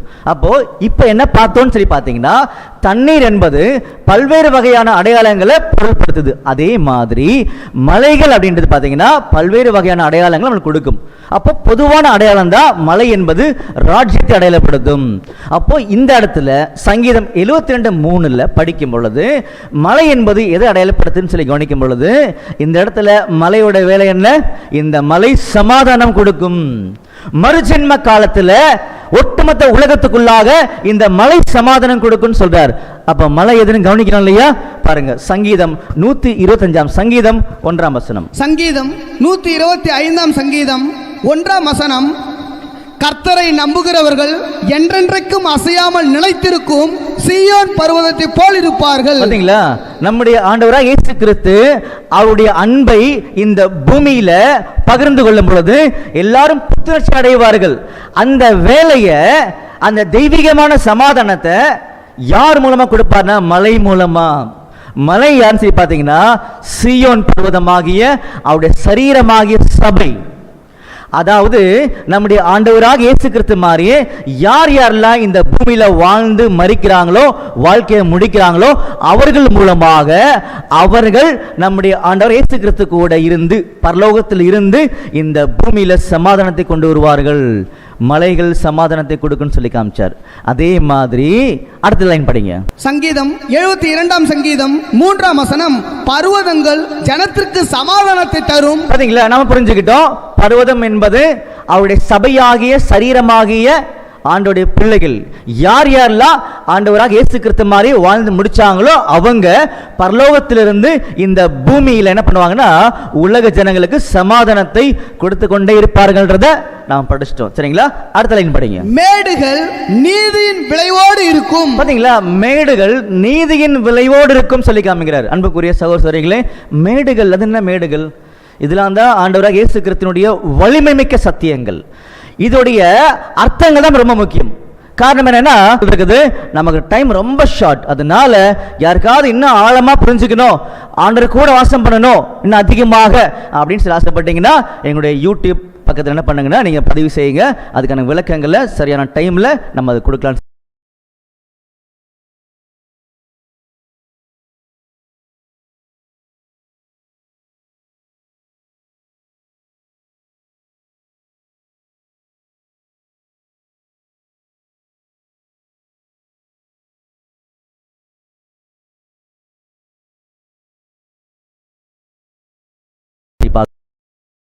இல்லையா? அப்ப இந்த இடத்துல மேடுகள் ஆங்கில வேதாந்தத்தில் படிச்சு பார்த்தீங்கன்னா ஹில்ஸ் அப்படின்னு சொல்லி போட்டிருப்பாங்க. என்ன அர்த்தம் சொல்லி கவனிக்கும் பொழுது, மலை என்பது ஒரு மிகப்பெரிய ராஜ்யமாக, அதாவது சபையாக, அதிகாரத்தில் உயர்ந்தவர்களாக காண்பிக்கப்பட்டது. மலை என்பது என்னைக்குமே அதிகாரத்தில் உயர்ந்தது. ஆனா ஹில்ஸ் அப்படின்னு சொல்லும் போது அதிகாரத்தில் குறைஞ்சது. அப்ப இந்த ஹில்ஸும் ஏதோ ஒரு மக்களை தான் அடையாளப்படுத்தும். அது யாருன்னு சொல்லி கவனிக்கும் பொழுது பழைய ஏற்பாட்டு காலத்து பரிசுத்தவான்கள் அப்படின்னு சொல்லி வேதாந்தத்துக்குள்ள நம்முடைய ஆண்டவர் தெளிவுபடுத்தி காமிக்கிறார். அன்புக்குரிய சகோதர சகோதரிகளை கொஞ்சம் நிதானமாக கவனிங்க. மலைகள் அப்படின்னு சொல்லும் பொழுது சபை, ஆண்டவராக இயேசு கிறிஸ்து மாதிரி வாழ்ந்தவங்க, அதிகாரத்தில் உயர்ந்தவங்க, அவங்க மூலமாக இந்த பூமியில சமாதானம் கொண்டு செல்லப்படும். அதே நேரத்தில் குன்றுகள் மூலமாக, ஹில்ஸ் மூலமாக நீதி பிறப்பிக்கப்படும் அப்படின்றது சொல்லி காமிக்கிறார். அப்ப ஹில்ஸ் யார் அடையாளப்படுத்துன்னு சொல்லி கவனிக்கும் பொழுது பாருங்க, சங்கீதம் 45ஆம் சங்கீதம் 16ஆம் வசனம். சங்கீதம் 45ஆம் சங்கீதம் 16ஆம் வசனம். உமது பிதாக்களுக்கு பதிலாக உமது குமாரர் இருப்பார்கள், அவர்களை பூமியெங்கும் பிரபுக்களாக வைப்பீர். பாத்தீங்களா? அப்ப அன்புக்குரிய சகோதர சகோதரிகளே, இதெல்லாம் நம்முடைய ஆண்டவராக இயேசு கிறிஸ்துவினுடைய ரொம்ப ஆழமான ஒரு சத்தியங்கள். அதனால இந்த இடத்துல என்ன சொல்றான்னு சரி கவனிச்சீங்கன்னா, இந்த பூமியில பழைய ஏற்பாட்டு காலத்திலிருந்து யோவான் ஸ்நானகன் வரைக்கும் வாழ்ந்த பரிசுத்தவான்கள் இந்த பூமியில இருந்து ஜனங்களுக்கு நீதியை சொல்லிக் கொடுப்பாங்க. அன்புக்குரிய சகோதரர்களே, நல்லா புரிஞ்சுக்கோங்க. பழைய ஏற்பாட்டு காலத்துல ஆபேல்ல இருந்து புதிய ஏற்பாட்டு காலத்துல யோவான் ஸ்நானகன் வரைக்கும் ஒட்டுமொத்த பழைய ஏற்பாட்டு காலத்து பரிசுத்தவான்களும் இந்த பூமியில குன்றுகள் மாறி இருந்து ஜனங்களுக்கு நீதியை சொல்லிக் கொடுப்பாங்க. அப்போ யோசிச்சு பாருங்க, ஆபிரகாம் வந்து, தாவீது வந்து, மோசே வந்து ஜனங்கள் மத்தியில் வாழ்ந்து இதுதான் நீதி, இதுதான் ஆண்டவர், இதான் கிருபை, இதான் இரக்கம் அப்படின்னு கற்றுக் கொடுக்கும் பொழுது இந்த பூமி எப்படி இருக்கும்? அதுதான் இனி வரக்கூடிய உலகம், மறுஜென்ம காலம். அப்படிப்பட்ட ஆசீர்வாதத்துக்காக தான் இந்த உலகமே காத்துட்டு இருக்கின்றதுன்னு சொல்லி காமிக்கிறார். அன்புக்குரிய சகோதர சகோதரிகளே, இந்த நீதியை கற்றுக் கொடுக்கும் பொழுது இந்த பூமி எப்படி இருக்குன்றதா இப்ப நான் படிக்க போறோம். படிக்கலாமா? பாருங்க, ஏசாயா 26ஆம் அதிகாரம் 9ஆம் வசனம். ஏசாயா 26ஆம் அதிகாரம் 9ஆம் வசனம். என் ஆத்துமா இரவிலே உம்மை வாஞ்சிக்கிறது, எனக்குள் இருக்கிற என் ஆவியால் அதிகாலையிலும் உம்மை தேடுகிறேன். உம்முடைய நியாய தீர்ப்புகள் பூமியிலே நடக்கும் போது பூத்தக்கரது குடிகள் நீதியை கற்றுக்கொள்வார்கள். பாத்தீங்களா? இந்த பூமியில் கூடிய ஜனங்கள் நீதியை கற்றுக்கொள்வார்கள். அன்புக்குரிய சகோதர சகோதரிகளே, ஒவ்வொரு நிலையிலும் பார்த்தீங்கன்னா நம்முடைய ஆண்டவர் துல்லியமாக எப்படியெல்லாம் ஆசீர்வாதங்கள் உலக ஜனங்களை வந்தடைய போகின்றது அப்படின்ற காரியங்களை ரொம்ப அருமையாக பேசியிருக்கார். இது மட்டும் சாட்சிகள் கிடையாது. ஆதியாமத்திலிருந்து வெளிப்படுத்தின விசேஷம் வரைக்கும் கம்ப்ளீட்டா ஒட்டுமொத்தமா சமாதானத்தை கொடுக்கக்கூடிய அநேக சாட்சிகள் இருக்குது. இது எல்லாத்துக்கும் டைம் இல்லை. வெறுமனே சில ஜூஸ் மட்டும் எடுத்து உங்ககிட்ட இப்போ கண்ணுக்கு முன்னாடி காமிச்சிருக்கோன்றதை நீங்கள் புரிஞ்சுக்கலாம்னு சொல்லி பார்க்குறோம். அப்போ இப்படிப்பட்ட ஆசீர்வாதங்களை பெறும் பொழுது ஜனங்கள் தங்களை எப்படி இனி வரக்கூடிய உலகத்தில் நம்முடைய ஆண்டவராக இயேசு கிறிஸ்துவுக்கு ஒப்புக்கொடுப்பாங்க. நல்லா புரிஞ்சுக்க அன்புக்குரிய சகோதர சகோதரிகளே, இப்படிப்பட்ட ஆசீர்வாதங்களை பெறக்கூடிய ஜனங்கள் வரக்கூடிய அந்த காலத்தில் எப்படி தங்களை ஆண்டவருக்கு ஒப்பு கொடுப்பாங்க அப்படின்னு சொல்லக்கூடிய ஒரு அருமையான ஒரு காரியத்தை கூட வேதாந்தத்துக்குள்ள ரெக்கார்ட் பண்ணி கொடுத்துருக்கார். அந்த ஒரு விஷயத்தை பார்த்து இந்த காரியங்கள் என்ன பண்ணலாம்னா நம்ம முடிக்க முயற்சி செய்யலாம்னு சொல்லி பார்க்குறோம். அது எங்கே எழுதப்பட்டிருக்குன்னு சொல்லி கவனிக்கும் பொழுது பழைய ஏற்பாட்டு காலத்தில் யோசேப்பு சொல்லக்கூடிய ஒரு நீதிமான் ஒரு மனுஷன் இருந்தார். அவர் அநேக உபத்திரன் மத்தியில் வாழ்ந்து உண்மையா இருக்கும் பொழுது நம்முடைய தேவனாகிய கர்த்தர் அவரை உயர்த்தி வச்சார் எகிப்தில். அந்த டைம்ல நடந்த சம்பவம் தான் இப்ப நம்ம கவனிக்க போறோம். அதுல பாத்தீங்கன்னா ஒரு 7 வருடங்கள் பாத்தீங்கன்னா பஞ்சம் வரக்கூடிய ஒரு சூழ்நிலை உருவாகும். நல்லா புரிஞ்சுக்கோங்க. இது மட்டும் நம்ம எடுத்துக்கலாம். பாருங்க, ஆதியாகமத்துல 41ஆம் அதிகாரம் 17 படிங்க. ஆதியாகமம் 41ஆம் அதிகாரம் 17ஆம் வசனம் முதல். பார்வோன் யோசேப்பை நோக்கி, என் சொப்பனத்திலே நான் நதி ஓரத்தில் நின்று கொண்டிருந்தேன். அழகும் புஷ்டியுமான 7 பசுகள் நதியிலிருந்து ஏறி வந்து புல் மேய்ந்தது. பாத்தீங்களா? இந்த பிக்சர் மைண்ட்ல கொண்டு வந்துக்குவாங்க. அழகும் புஷ்டியுமான 7 பசுக்கள் வருதுன்றாரு. அவைகளின் பின் இளைத்ததும் மகா அவலட்சணமும் கேவலமுமான வேறொரு 7 பசுகள் ஏறி வந்தது. அடுத்த ஒரு செட் பசுக்கள் வருதான். ரொம்ப அவலட்சணமான 7 பசுக்கள் வருதுன்னு சொல்லி காமிக்கிறார். முதல் செட்ல நல்ல செழுமையான கொளுத்த 7 பசுக்கள் வருது. ரெண்டாவதுல பாத்தீங்கன்னா அவலட்சணமான 7 பசுக்கள் வருதுன்றதை சொல்லி காமிக்கிறார். சரிங்களா? ஜஸ்ட் வாங்கிக்கோங்க. அடுத்தது, இவைகளை போல அவலட்சணமான பசுக்களை எகிப்து தேசம் எங்கும் நான் கண்டதில்லை. ஓகே, அடுத்து பாருங்க. அதுல 26 படிங்க. ஆதியாகமம் 41ஆம் அதிகாரம் 26ஆம் வசனம் முதல். அந்த 7 நல்ல பசுக்களும் 7 வருஷமா. பாத்தீங்களா? நாம புரிஞ்சுக்கிறதுக்கு சிரமப்படவே வேண்டாம். என்ன அடையாளம் கொடுத்தாருன்னா அந்த 7 நல்ல பசுக்களும் 7 வருஷத்தை அடையாளப்படுத்துதுன்றத சொல்லி காமிச்சார். புரிஞ்சுங்களா? அடுத்தது, அந்த 7 நல்ல கதிர்களும் 7 வருஷமா சொப்பனம் ஒன்று. அவைகளின் பின் ஏறி வந்த கேவலமும் அவலட்சணமான 7 பசுக்களும் 7 வருஷமா. பாத்தீங்களா? அதே மாதிரி இந்த அவலட்சணமான 7 பசுக்களும் 7 வருஷங்களாம் அப்படின்னு சொல்லி காமிச்சார். எப்படி கம்பேர் பண்றாருங்க? இந்த நல்ல பசுக்கள் செழுமையான பசுக்கள் பாத்தீங்கன்னா 7 வருஷம் சொல்லி காமிக்கிறாரு. அதே மாதிரி அவலட்சணமான பசுக்களும் 7 வருஷம் சொல்லி காமிக்கிறாரு. அப்போ இந்த செழுமையான பசுக்கள் 7 வருஷத்தை அடையாளப்படுத்தும் பொழுது அந்த வருஷத்துல நல்ல செழுமை இருக்குமா எகிப்துல அப்படின்றது சொல்லிட்டார். அதே மாதிரி இந்த அவலட்சணமான பசுக்கள் அது 7 வருஷத்தை அடையாளப்படுத்தும் பொழுது இந்த இடத்துல பஞ்சம் இருக்கும் அப்படின்னு சொன்னார். நல்லா புரிஞ்சுக்கோங்க.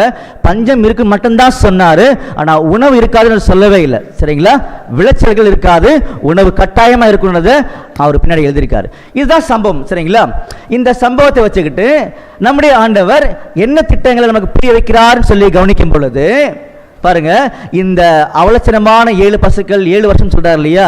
இந்த 7 வருஷம் இனி வரக்கூடிய மறுஜென்ம காலத்துக்கு அடையாளமாக வேதாகமத்தில் சொல்லப்பட்டிருக்கின்றத நிறைய வசனம் மூலமாக யாருக்காவது தேவைன்னா பின்னாடி நிரூபிக்கலாம். இப்போ ஜஸ்ட் நீங்கள் கேட்டே வாங்க. அப்படி இருக்கும் பொழுது மறுஜென்ம காலத்தை இந்த அவலட்சணமான 7 பசங்கள் அடங்கிய 7 வருஷங்கள் அடையாளப்படுத்தும் பொழுது அந்த சூழ்நிலையில் பஞ்சம் மிகுதியாக இருக்கும். கானான் தேசத்திலையும் உணவு இருக்காது, எகிப்திலும் உணவு இருக்காது. ஆனால் உணவு யோசேப்பிட்ட மட்டும் இருக்கும். யோசேப்பிட்ட பண்டக சாலையில் உணவுகள் குவிக்கப்பட்டிருக்கும். சரிங்களா? இதுதான் நிலைமை. இப்படி இருக்கும் பொழுது பாருங்க, அதிலே ஆதியாகமத்தில் 47ஆம் அதிகாரம் 13 படிங்க. ஆதியாகமம் 47ஆம் அதிகாரம் 13ஆம் வசனம் முதல், பஞ்சம் மிகவும் கொடியதாய் இருந்தது, தேசமெங்கும் ஆகாரம் கிடையாமற் போயிற்று, எகிப்து தேசமும் கானான் தேசமும் பஞ்சத்தினாலே மெலிந்து போயிற்று. யோசேப்பு எகிப்து தேசத்திலும் கானான் தேசத்திலும் உள்ள பணத்தை எல்லாம் தானியம் கொண்டவர்களிடத்தில் வாங்கி அதை பார்வோன் அரண்மனையிலே கொண்டு போய் சேர்த்தான். எகிப்து தேசத்திலும் கானான் தேசத்திலும் உள்ள பணம் செலவழிந்த போது எகிப்தியர் எல்லாரும் யோசேப்பினிடத்தில் வந்து, எங்களுக்கு ஆகாரம் தாரும், பணம் இல்லை, அதனால் நாங்கள் உமது சமூகத்தில் சாக வேண்டுமோ என்றார்கள். அதற்கு யோசேப்பு, உங்களிடத்தில் பணம் இல்லாமற் போனால் உங்கள் ஆடு மாடுகளை கொடுங்கள், அவைகளுக்கு பதிலாக உங்களுக்கு தானியம் கொடுக்கிறேன் என்றான். பாத்தீங்களா? 18ஆம் வசனம், அந்த வருஷம் முடிந்த பின்பு மறு வருஷத்திலே அவர்கள் அவனிடத்தில் வந்து, பணமும் செலவழிந்து போயிற்று, எங்கள் ஆடு மாடு முதலவைகளும் எங்கள் ஆண்டவனை சேர்ந்தது, எங்கள் சரீரமும் எங்கள் நிலமுமே ஒழிய எங்கள் ஆண்டவனுக்கு முன்பாக மீதியானது ஒன்றுமில்லை, இது எங்கள் ஆண்டவனுக்கு தெரியாத காரியம் அல்ல. 20ஆம் வசனம், அப்படியே எகிப்தியர் தங்களுக்கு பஞ்சம் மேலிட்டபடியால் அவரவர் தங்கள் தங்கள் வயல் நிலங்களை விற்றார்கள். யோசேப்பு எகிப்து நிலங்கள் யாவையும் பார்வோனுக்காக கொண்டான். இவ்விதமாய் அந்த பூமி பார்வோனுடையதா ஆயிற்று. அன்புக்குரிய சகோதரர்களே, சிம்பிளா புரிஞ்சுக்கலாம்.